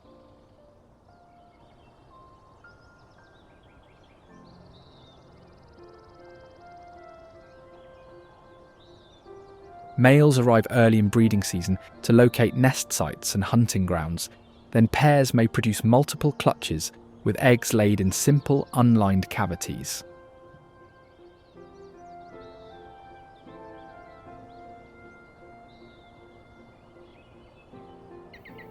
Females incubate eggs while males continue hunting and feeding.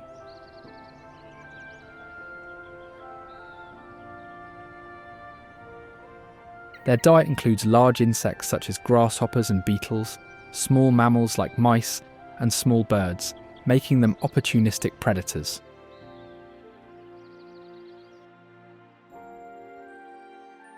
In Phoenix, the Mystery Castle is an odd stone mansion with bizarre architecture and hidden rooms that hint at secrets long concealed.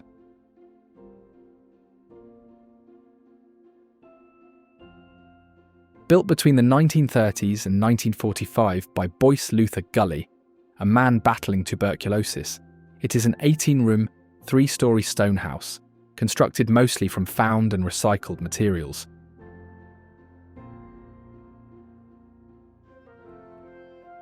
It gained fame after a Life magazine feature in 1948, showcasing the eccentric castle and the story behind its creation for Gully's daughter Mary Lou.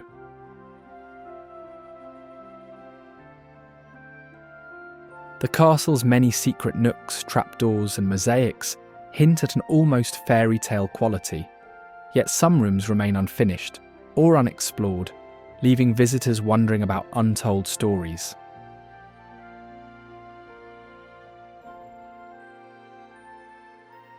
The abandoned town of Gleason is a place where mining dreams flickered and died, leaving behind haunting stories and silent streets to explore and remember.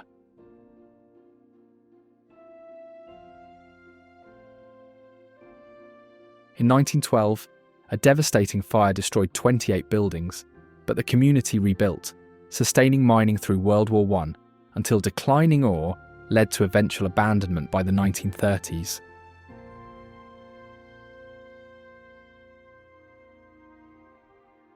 Despite its decline, a few residents still maintain the quiet town, preserving its stillness surrounded by ruins, including the imposing old jail, built of reinforced concrete in 1910.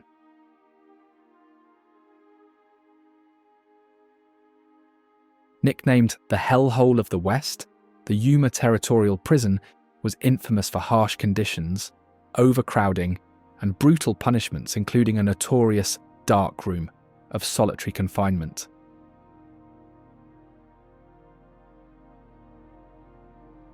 It once held a variety of Arizona law violators, including the legendary stagecoach robber Pearl Hart.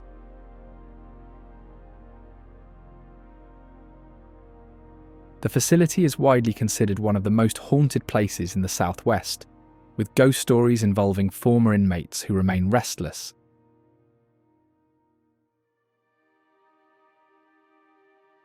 Faint cries, rattling chains, and shadowy figures have been reported in the main cell block, and especially the dark room.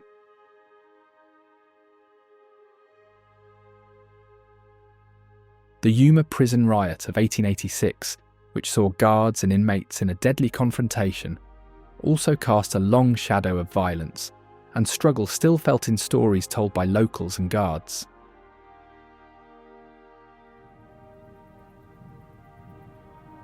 The Virgin River Gorge is a deep canyon along Interstate 15, carved by the Virgin River.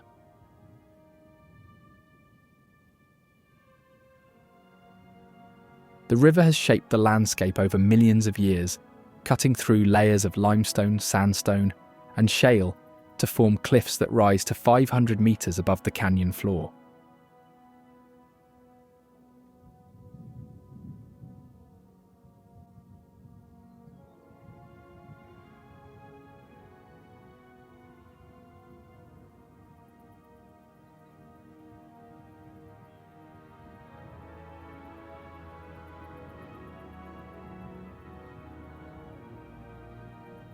Fossils of ancient marine life have been found in some of the exposed rocks of the gorge, showing that the area was once covered by an inland sea.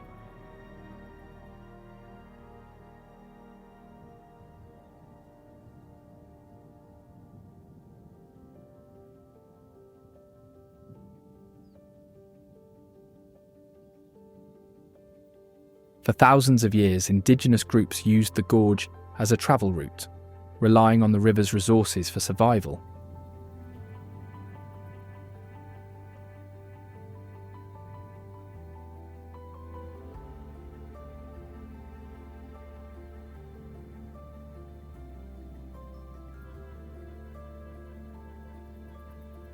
However, the gorge can be dangerous as it is prone to flash floods, especially during heavy rain, when water levels can rise rapidly and sweep through the canyon with little warning.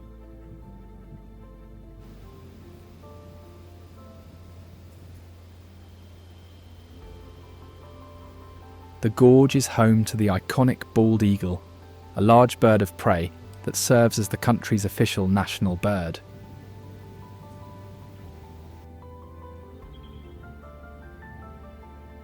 They are opportunistic feeders but rely heavily on fish, supplemented by waterfowl, small mammals, carrion, and occasionally reptiles.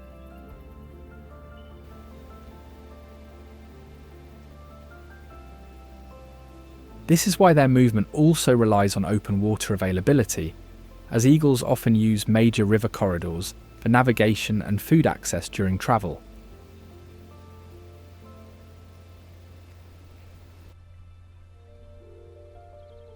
However, juveniles have more erratic migratory patterns, sometimes wandering far from natal areas.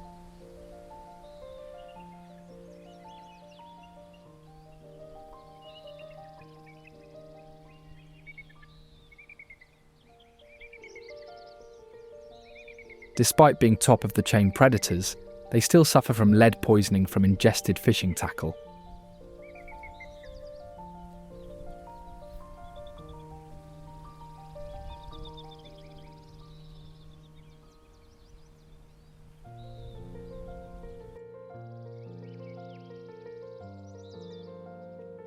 Illegal shooting, habitat loss, and collisions with power lines are significant threats.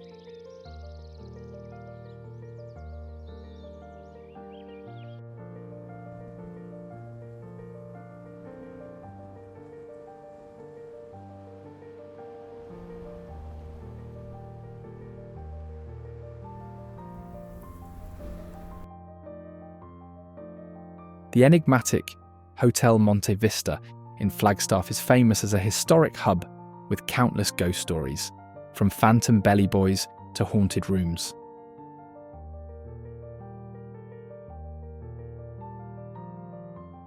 Room 220, the Meat Man's Room, is notorious for strange disturbances, including unexplained noises and furniture movements, as the Meat Man was a long-term resident who once hung raw meat from his chandelier before dying in the room.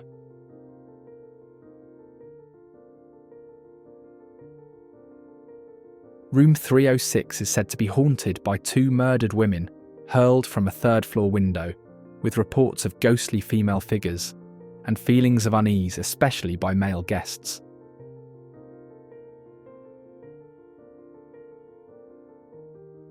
The hotel bar is the reported haunt of a bank robber who bled to death after a 1970 robbery, with patrons and staff hearing disembodied greetings and witnessing moving drinks and bar stools.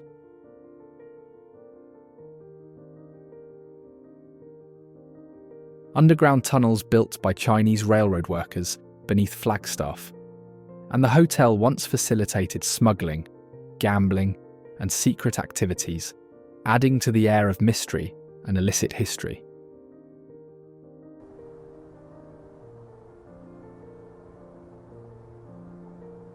Petrified Forest National Park is known for its large deposits of fossilized trees, ancient rock formations, and preserved archaeological sites.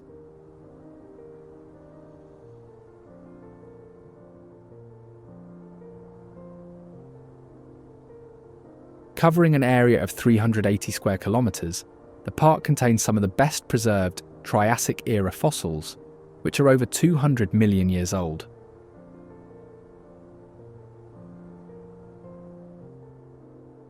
Fossilized remains of prehistoric plants, amphibians, and early reptiles have been discovered in the park, giving insight into the ecosystems that existed long before dinosaurs dominated the planet.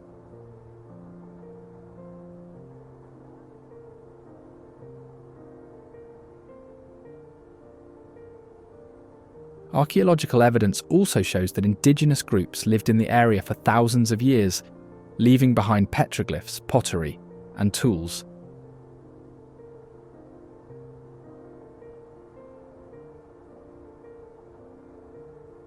The surreal landscape notably consists of petrified wood and colourful badlands.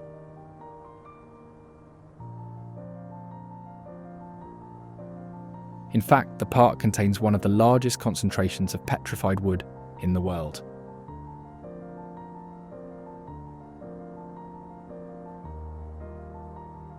The fossilised logs were once towering conifer trees that lived during the late Triassic period.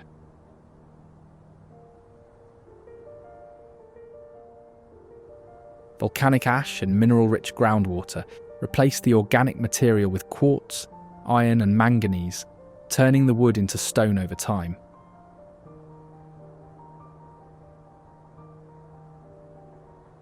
The petrified logs are found in various colours, including red, yellow, blue and purple, due to the different minerals present during fossilisation.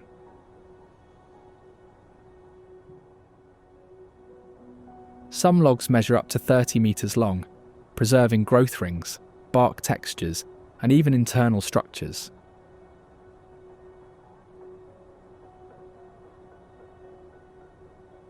Scientists study the fossilised wood to understand past climates, tree species, and environmental conditions that existed when the area was part of a humid, subtropical forest.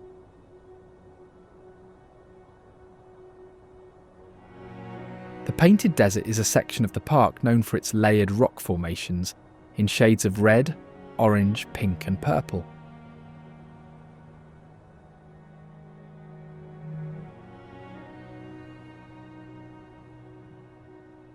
These colours come from iron and manganese oxides within the rock layers.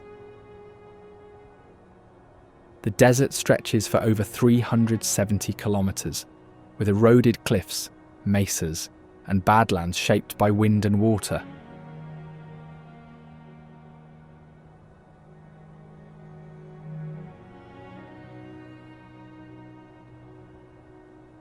The landscape changes throughout the day as sunlight affects how the colours appear.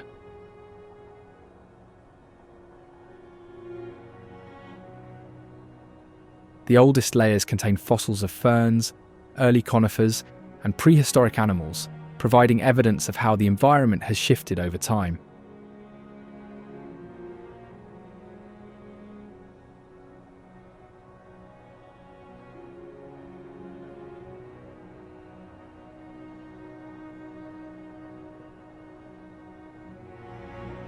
Above the petrified remnants of ancient forests and deserts, the great horned owl silently watches over the national park.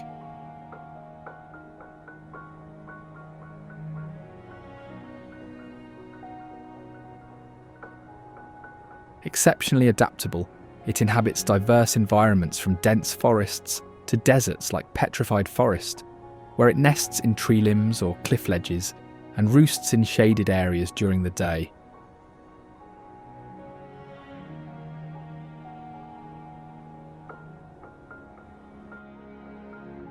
However, it does not build nests, but often take over nests of other large birds, sometimes even nesting in urban or suburban areas, within trees or on buildings.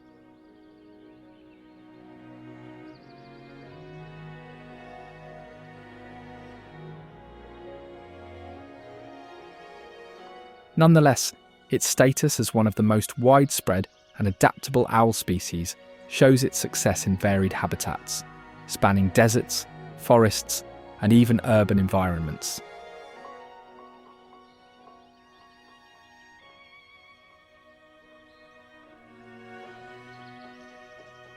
The owls are mostly solitary and territorial, communicating through low, repetitive hoots that vary by region and serve as mating or territorial calls.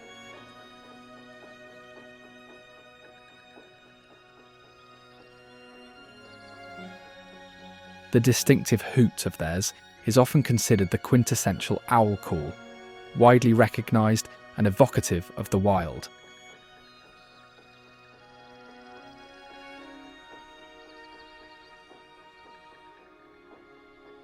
They hunt primarily at night, but occasionally during dawn and dusk, preying on rabbits, rodents, ground birds, reptiles, amphibians, and even insects.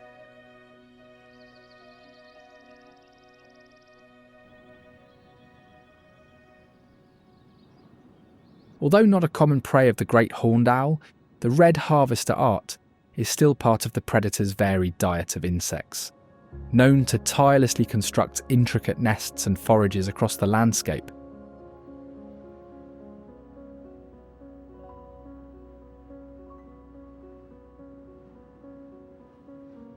They have the ability to build large, elaborate nests called mounds, with deep tunnels extending more than 16 feet underground.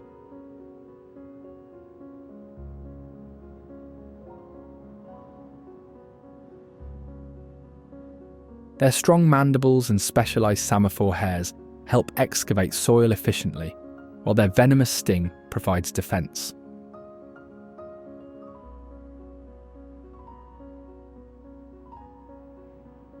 These ants are highly aggressive when threatened, delivering painful stings capable of causing swelling and persistent irritation.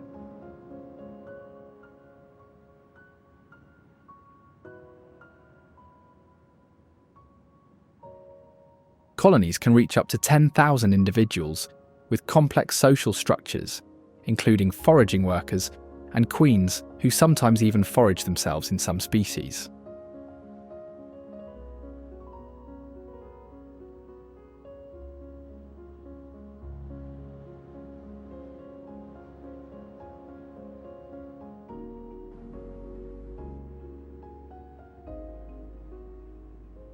Workers collect and store large quantities of seeds within their nests, sustaining the colony through harsh seasons. Foraging trails are established and maintained rigorously, exhibiting territorial behaviour during food collection.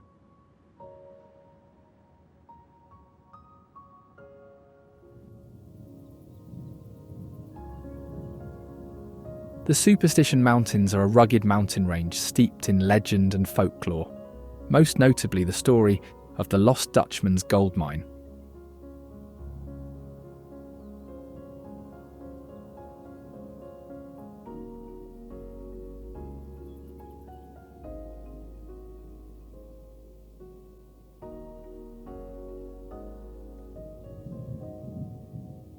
According to the tale, a German immigrant named Jacob Waltz discovered a rich gold mine in the 19th century, but its location remains a mystery.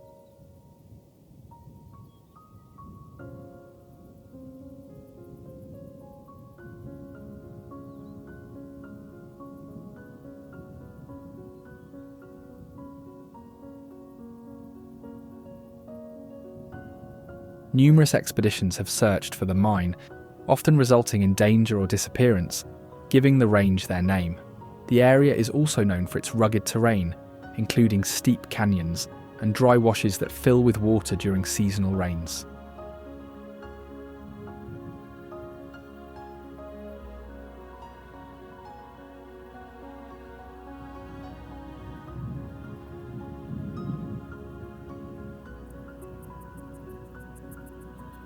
Today, the mountains are a popular destination for outdoor activities such as hiking, rock climbing, and camping.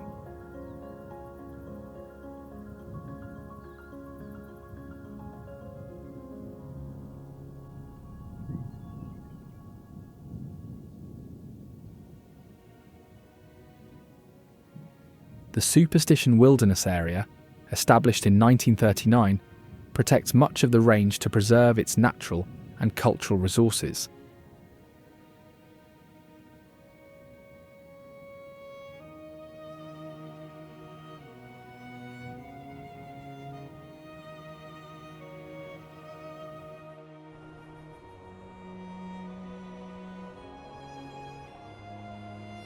The Wave Cave is a shallow cave located in the Superstition Mountains, known for its wave-shaped rock formation that resembles a frozen sandstone wave.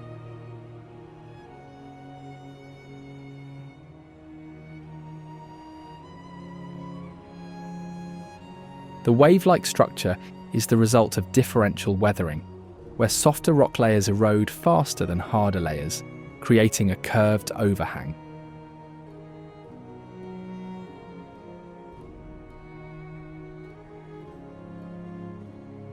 The cave itself is relatively small, measuring around 10 metres wide and a few metres deep, but its unique shape makes it a well-known geological feature.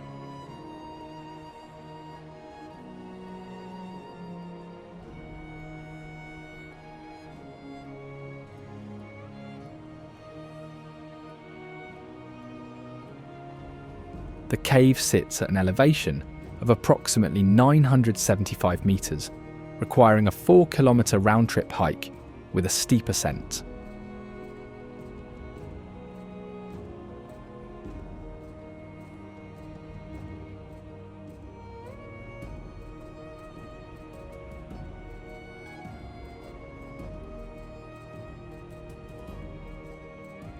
The final approach involves loose rock and uneven terrain, making the climb challenging but accessible.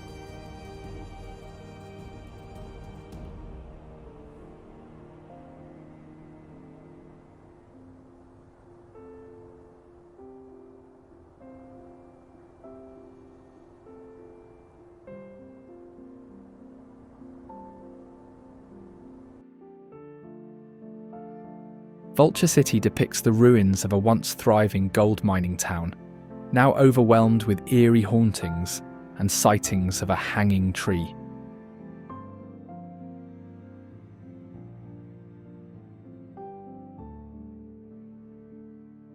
Corruption and violence marred the town's history, including military interventions to protect gold shipments, adding layers of dark intrigue to its story.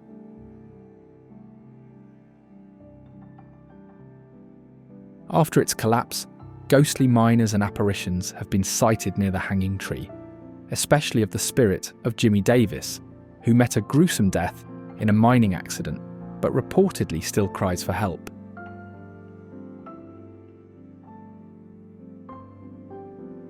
The hanging tree itself is said to hold the spirits of men who died violently, with visitors hearing choking sounds and witnessing strange lights.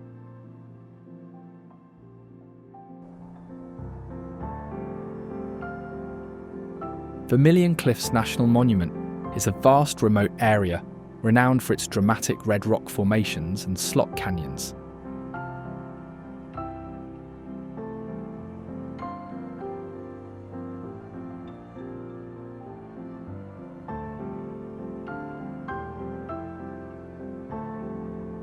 The National Monument is also known for its role in wildlife conservation, as the area is part of a program to reintroduce one of the world's most endangered birds back into the wild.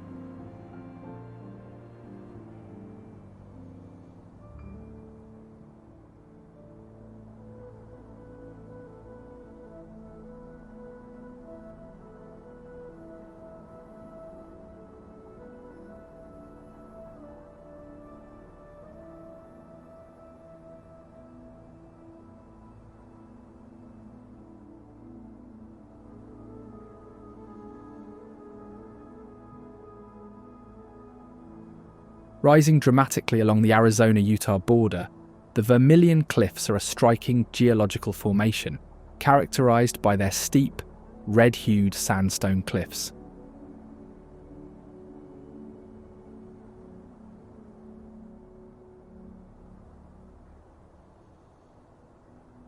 Iconic for their vibrant red and orange colours, they rise up to 900 metres above the surrounding landscape.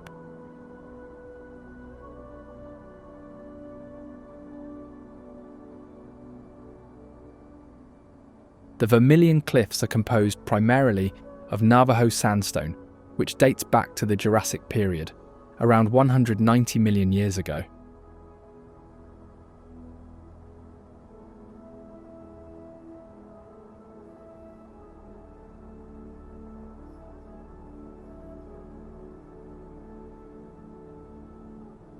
Cruising the skies around the monument is the Prairie Falcon, built for speed and agility.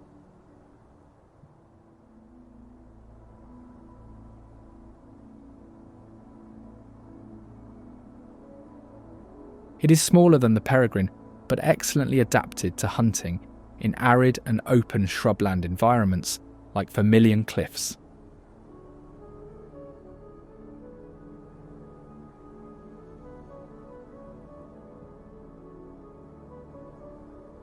It is a bold hunter, often pursuing prey in high-speed chases or using surprise attacks from perches or flight.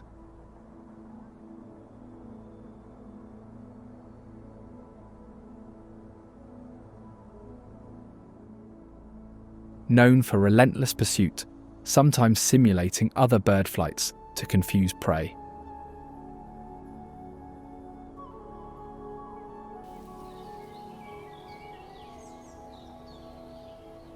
Meanwhile, on the ground below, the American badger moves silently through arid landscapes, a solitary but powerful predator.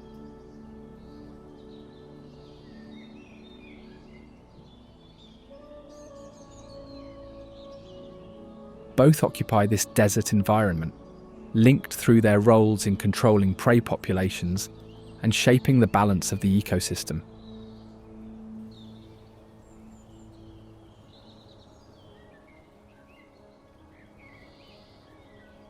The American badger has a stocky body, short legs and powerful forelimbs, with long claws specialised for digging, well suited for excavating burrows and hunting underground prey in sandy desert soils.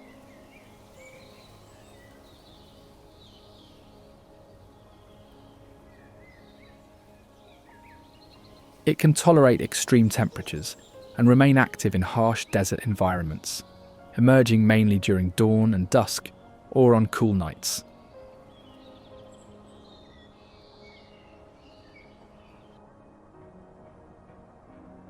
Canyon de Chelly National Monument is a significant historical and cultural site, known for its deep Navajo history and ancient cliff dwellings.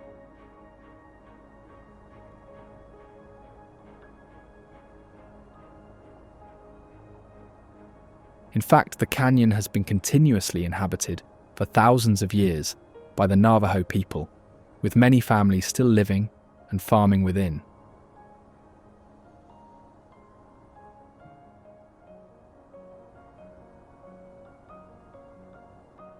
The monument is jointly managed by the National Park Service and the Navajo Nation, ensuring the preservation of both the natural and cultural resources.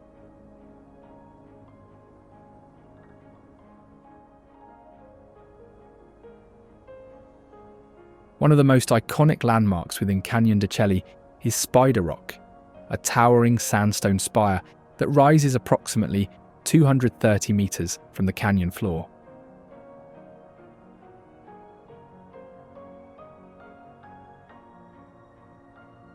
According to Navajo tradition, Spider Rock is the home of Spider Woman, an important figure in Navajo mythology who taught the people weaving and other skills.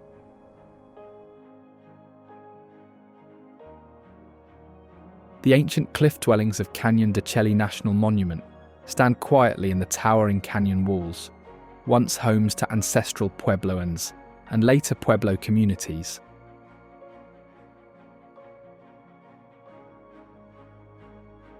These ancient dwellings, built between roughly 350 to 1300 AD, are remarkable stone and adobe homes constructed into the cliff walls, often perched hundreds of feet above the canyon floor.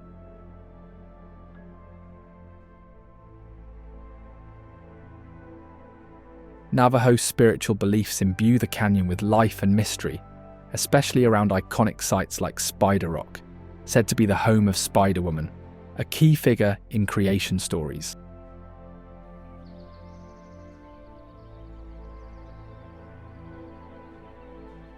Beneath the ancient cliff dwellings of Canyon de Chelly, wild turkeys move quietly through the same groves and canyon floors, foraging where humans once made their homes.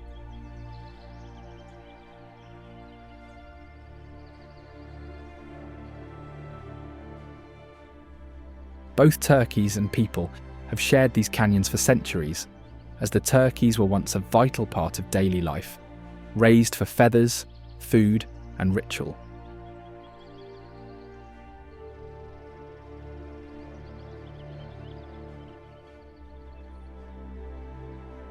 The turkeys are large ground birds with powerful legs for running and scratching through leaf litter, broad wings for explosive flight, and keen vision for spotting predators.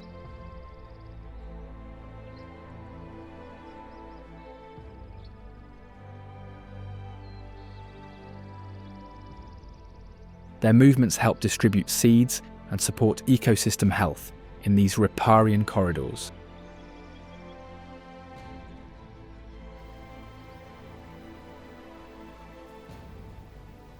Lake Powell Navajo Tribal Park covers sections of canyons and waterways along the Colorado River Basin.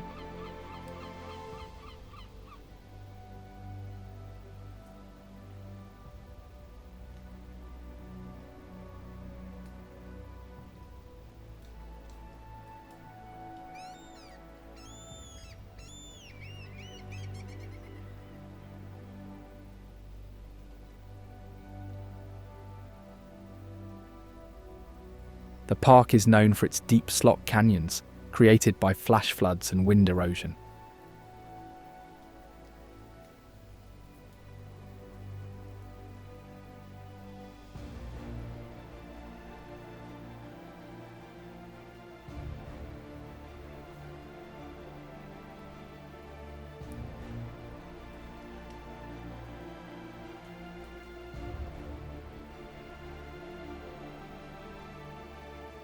Many of these narrow passageways are accessible only by guided routes, preserving both the natural landscape and cultural sites.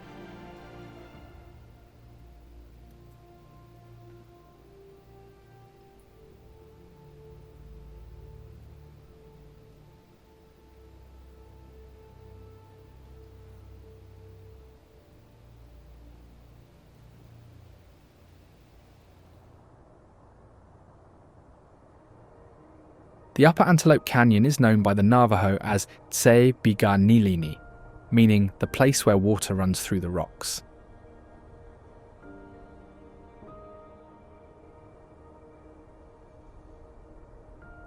Meanwhile, Lower Antelope Canyon, or Hasdistazi, translates to spiral rock arches, referencing their unique geological formations.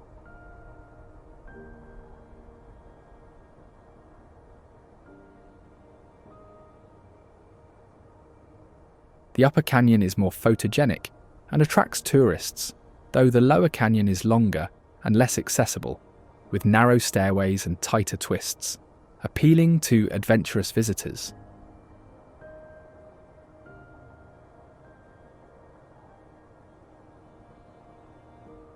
They are renowned for displaying a spectrum of colours due to mineral content and changing sunlight angles, with bright orange, pink and red hues that shift throughout the day.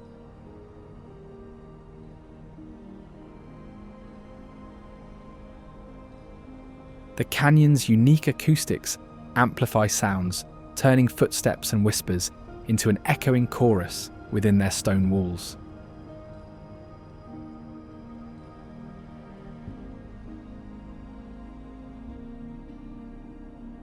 The Navajo consider these canyons sacred, with stories of spirits guarding the passageways and controlling the water's unpredictable power.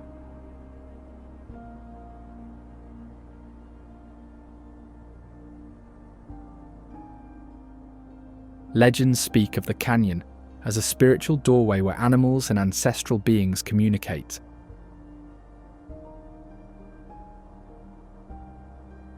Heightening the mystical aura surrounding the formations.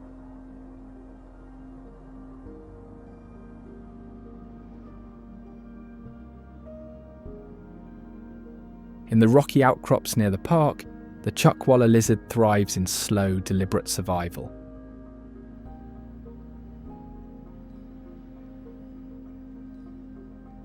It is exceptionally skilled at seeking shelter in crevices or under rocks during the hottest daylight hours, and expanding its body cavities to wedge itself tightly in safe retreats.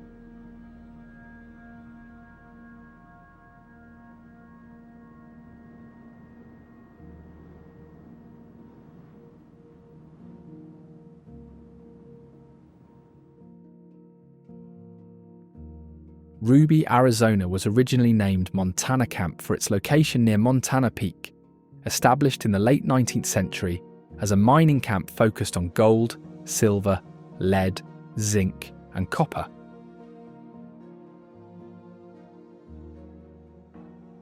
It earned a violent reputation due to multiple double murders in the 1920s, linked to bandit raids and robberies at the Ruby Mercantile, sparking one of the largest manhunts in the Southwest.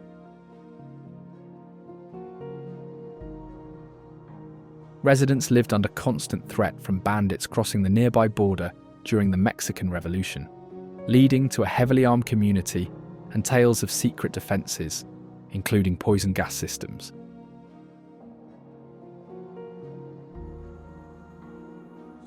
The closure of mines in 1941 led to its abandonment, preserving it as one of the best-kept ghost towns, though it remains on private property and is not open to public access.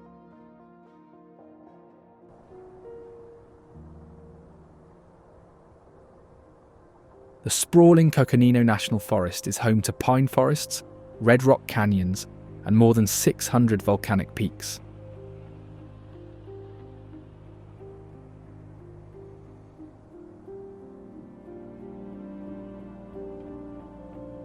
Originally established as the San Francisco Mountains National Forest Reserve in 1898, it was renamed Coconino National Forest in 1908.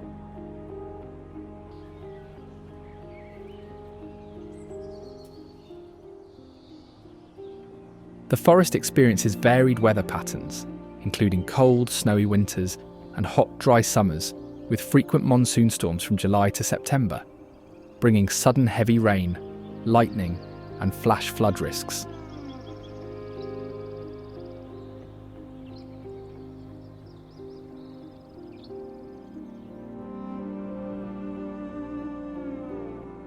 Wildfires occur seasonally, with high risks in dry months. Managed burns and forest thinning are common to reduce catastrophic fire danger around communities.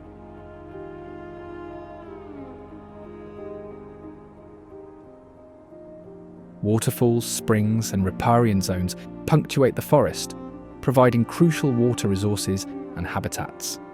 The Coconino area encompasses archaeological sites linked to ancient cultures, with ongoing mysteries about the disappearance of some ancient peoples.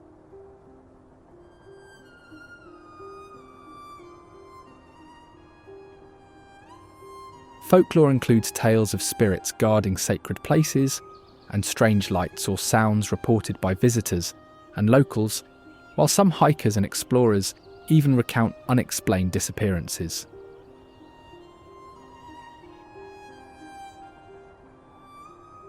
The Palatki ruins rise within the red rock cliffs of the forest, which feature ancient cliff dwellings built into bright red sandstone cliffs by the Sinagua.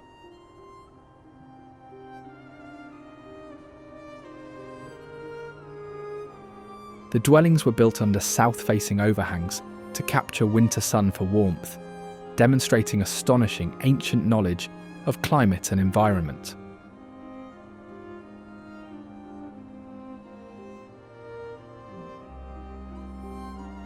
Over 100 rock art panels, including pictographs and petroglyphs created by Sinagua and earlier peoples, adorn the cliffs, some dating back up to 6,000 years.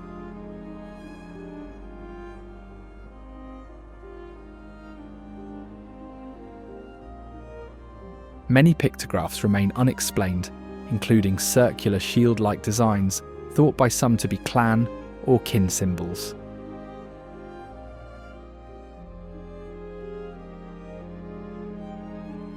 Additionally, the spirit world and ancestral connections weave through Navajo oral traditions about the area.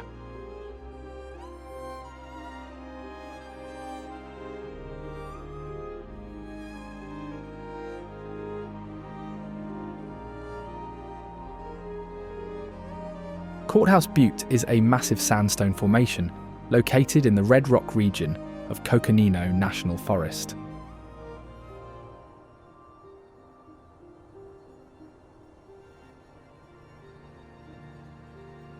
Its name comes from its flat-topped rectangular structure, resembling a courthouse building.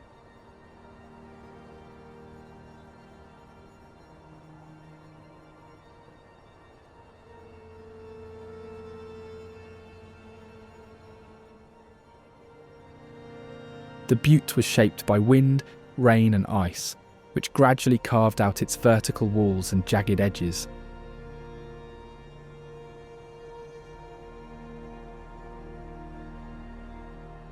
The rock layers in the butte contain fossilized marine life, showing that the region was once covered by an ancient inland sea millions of years ago.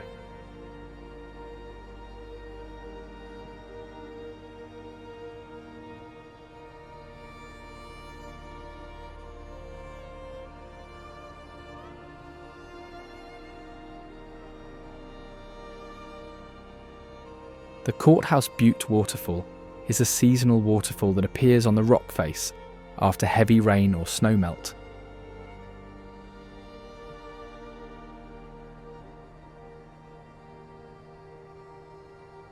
It forms when water flows over the sandstone cliffs of Courthouse Butte, cascading down into the rocky terrain below.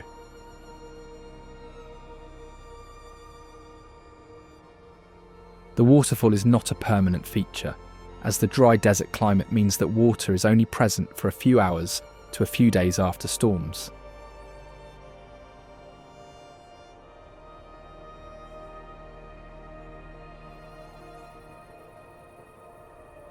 In this desert shaped by sun and monsoon rains, the javelina can endure the heat by being active mostly at dawn and dusk, or during cooler seasons, especially winter, when it is more diurnal.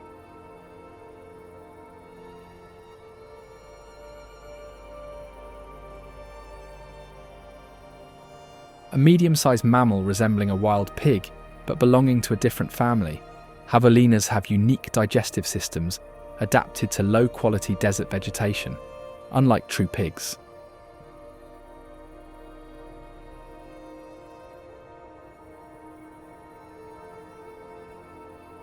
It is omnivorous but primarily feeds on a mix of desert plants, including prickly pear, mesquite beans, cacti, grasses, and fruits.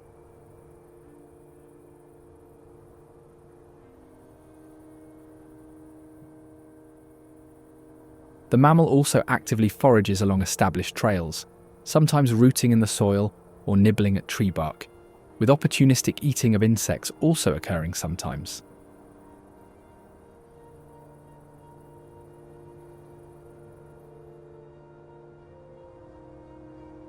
It lives in herds typically composed of 5 to 15 individuals, led by a dominant male who mates with receptive females and protects the group from danger. It uses scent glands near the base of its tail to mark territory and communicate socially.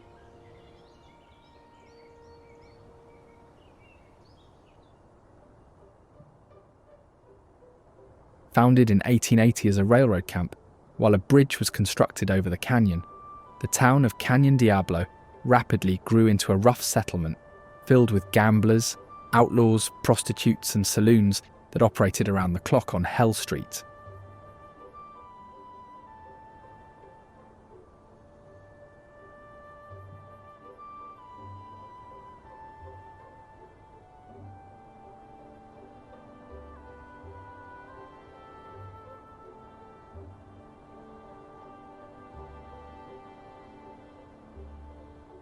With no law enforcement nearby, the town gained notoriety for shootings, brawls and frequent robberies, earning the reputation as meaner even than Tombstone or Dodge City.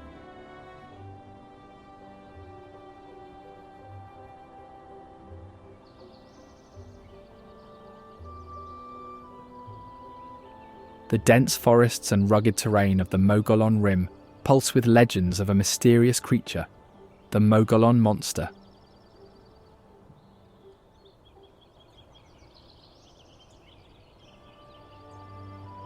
Known as Arizona's version of Bigfoot, the Mogollon Monster is described as a large, bipedal creature, over 7 feet tall, with black or reddish-brown hair, bare face and glowing red or green eyes.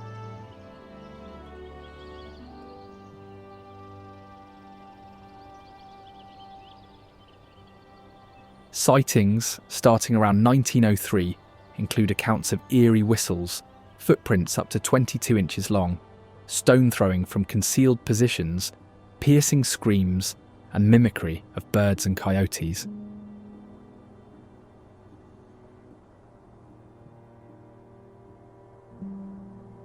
The creature reportedly emits a strong, foul odour described as a mix of dead fish, skunk, and decaying peat moss.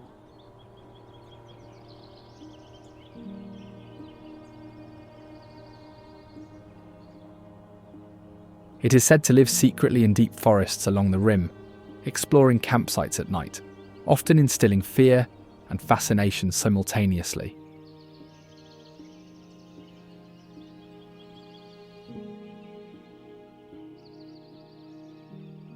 Meanwhile, among the pine forests of the rim, the lively Stella's jay brings colour and sound to the landscape's quieter moments.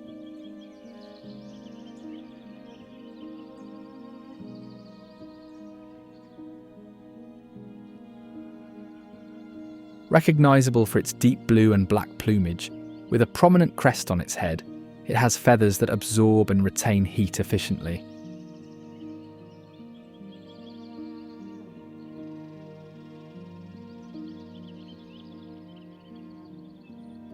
Although they are social, they tend to become secretive during breeding, often forming flocks outside nesting season and communicating with harsh, sharp calls, including the ability to mimic hawks and other birds. They build bulky nests high in trees, constructed from twigs, leaves, moss, and often lined with fine grass or pine needles.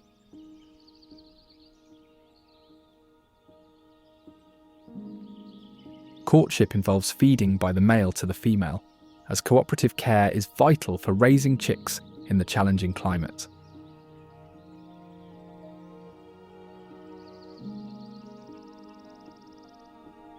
Both parents incubate eggs for about 16 to 18 days and feed the altricial young until fledging, around 3 weeks after hatching.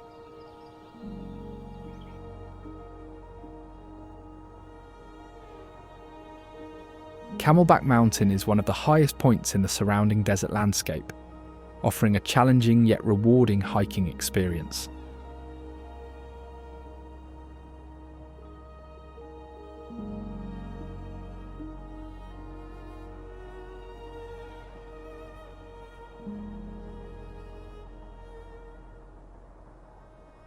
The mountain gets its name from its distinctive shape, which resembles the hump and head of a kneeling camel when viewed from a distance.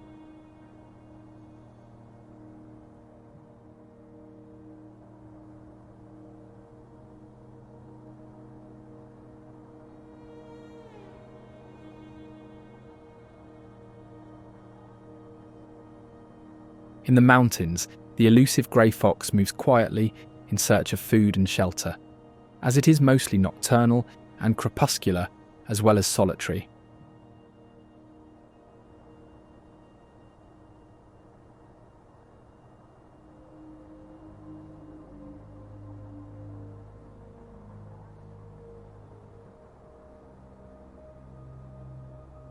Unique among canids, it can climb trees using strong, hooked claws and rotating wrists, enabling it to escape predators and forage in the forest canopy.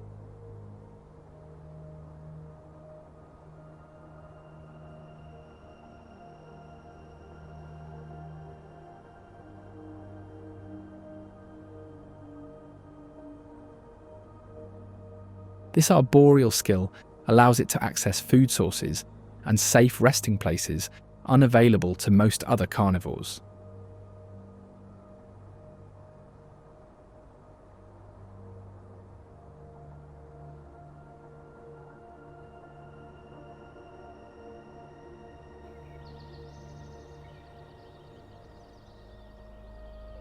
Flitting among desert flowers and trees, the hummingbirds bring flashes of colour and energy to the same landscape.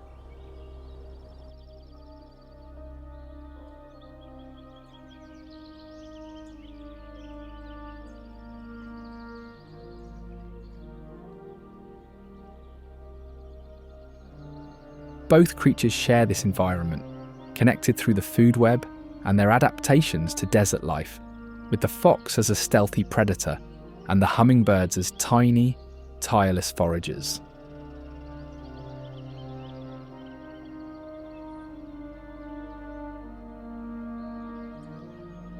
Hummingbirds in the region include species such as Anna's hummingbird, black-chinned, broad-billed, and broad-tailed hummingbirds, ranging in size from about 3 to 5 inches.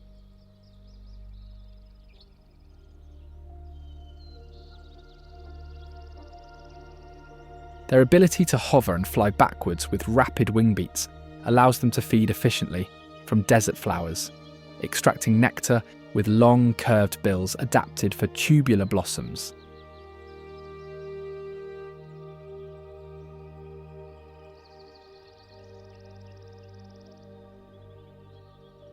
Though they usually prefer desert plants such as desert honeysuckle and various desert wildflowers known for tubular flowers, they would also supplement their diet with insects and spiders for protein.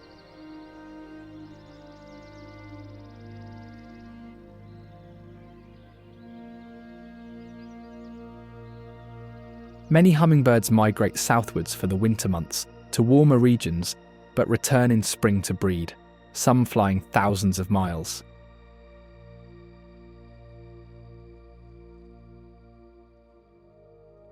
Perkinsville was once a lively hub where cattle ranching, railroads and limestone quarries powered the fortunes of a small community. Today, its station stands almost silent, though it later became a movie set for How the West Was Won in 1964 and Santa Fe in 1951.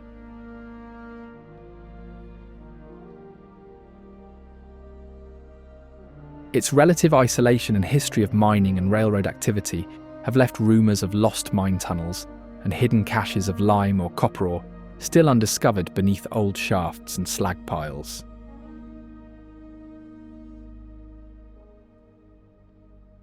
The town's early cemetery is said to contain unmarked graves of workers who disappeared in lime kilns or quarry accidents with no proper record, fueling rumours about spectral sightings near the Perkinsville Bridge, especially on moonless nights.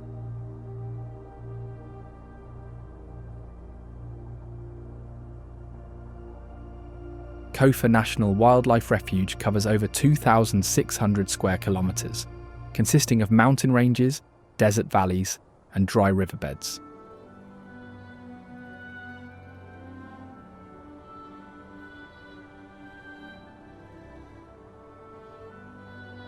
Established in 1939, the refuge was created initially to protect the desert bighorn sheep population, which had been declining due to hunting and habitat loss.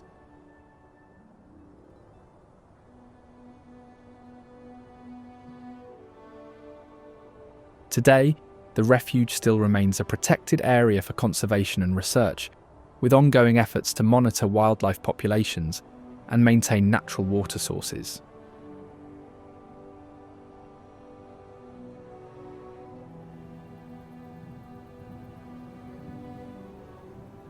In the rugged cliffs and canyons of the refuge, the sure-footed bighorn sheep traverse steep, rocky terrain.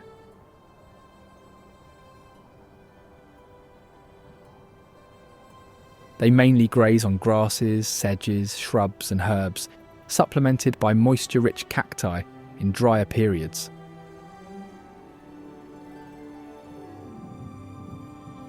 Their diet varies with season and habitat, shifting between lower elevation desert plants and alpine vegetation.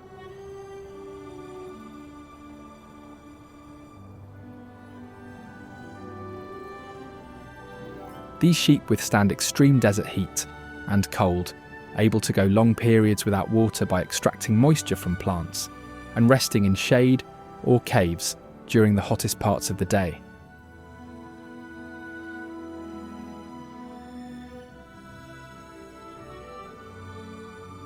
They also have keen eyesight and hearing, are always alert for predators such as mountain lions and bobcats, and seek out escape terrain with slopes greater than 60% for safety.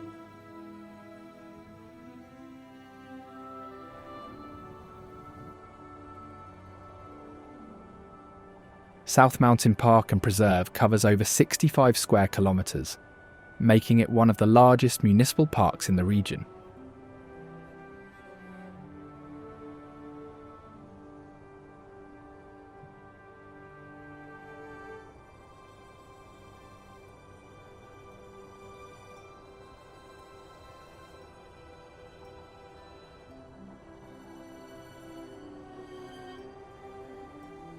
The area is composed of volcanic rock formations, primarily schist, granite and basalt.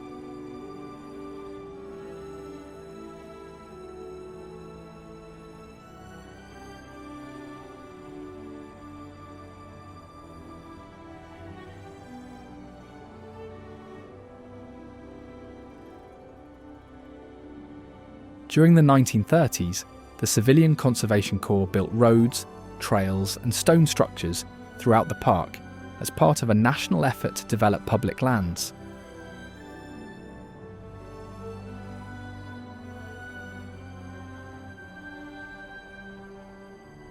The turkey vulture plays an essential ecosystem role, by recycling animal remains, preventing disease spread and nutrient loss.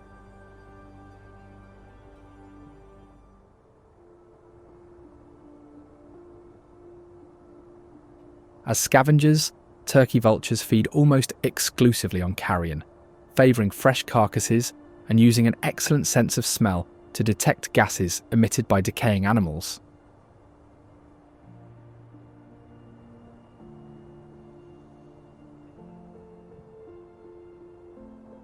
They sometimes follow other scavengers or humans to locate food, supplementing with insects and small reptiles opportunistically.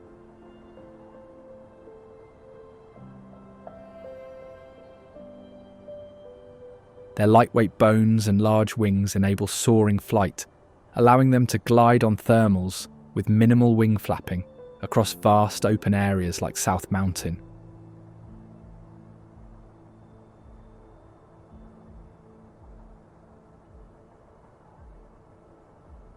Interestingly, a commonly observed behaviour of theirs is thermoregulation, where vultures spread their wings to dry, warm up, or help kill bacteria after damp or cool nights.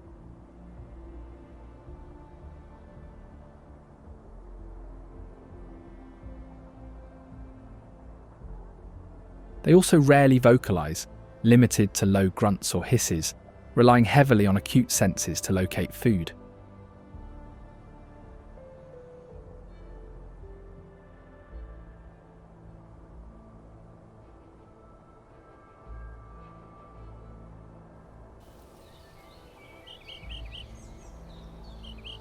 On the other side of the spectrum, the northern mockingbird fills the air with a torrent of song and mimicry, marking territory with its complex calls.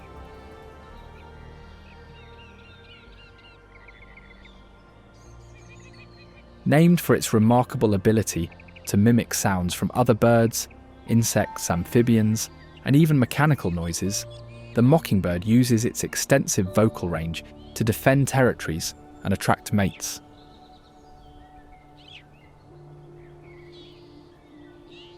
Males perform elaborate song bouts, sometimes mixing multiple phrases with great variation, often repeating phrases 3 or more times.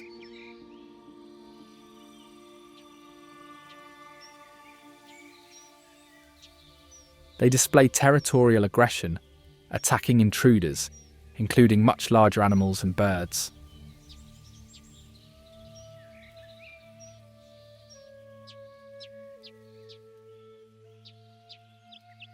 Their migration behaviour varies and is not fully understood, as some northern populations may migrate southward during cold months, while others are mostly resident year-round in southern ranges.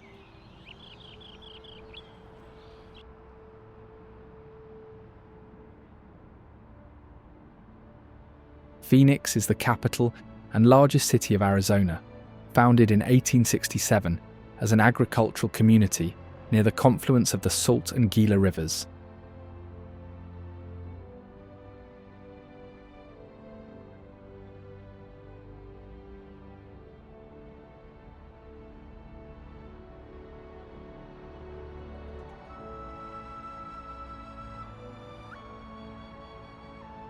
It was named Phoenix by early settler Lord Darrell Duper, symbolising a city rising from the ruins of an ancient civilization, the Hohokam Indian Society, which had left behind an extensive system of irrigation canals.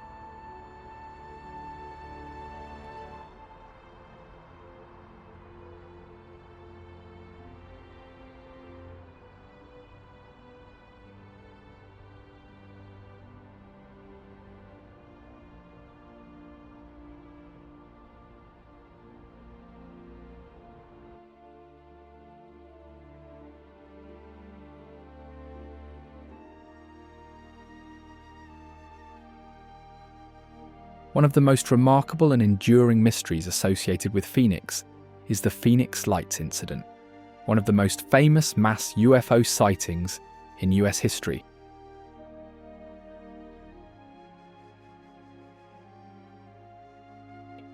On March 13, 1997, thousands of residents across hundreds of miles witnessed a series of unidentified flying objects.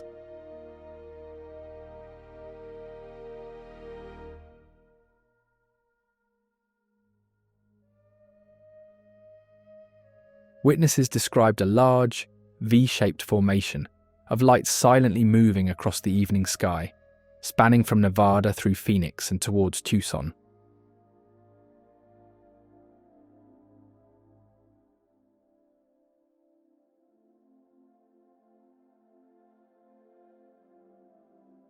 Others reported seeing a group of stationary, bright orange lights hovering over the valley.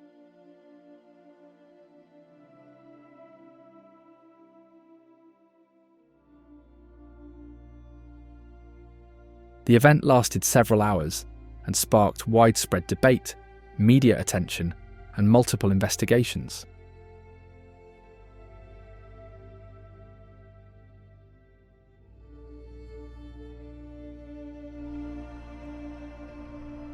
While official explanations later attributed the lights to military flares and aircraft training exercises, many witnesses and UFO enthusiasts continue to regard some aspects of the incident as unexplained, feeding public fascination and numerous conspiracy theories.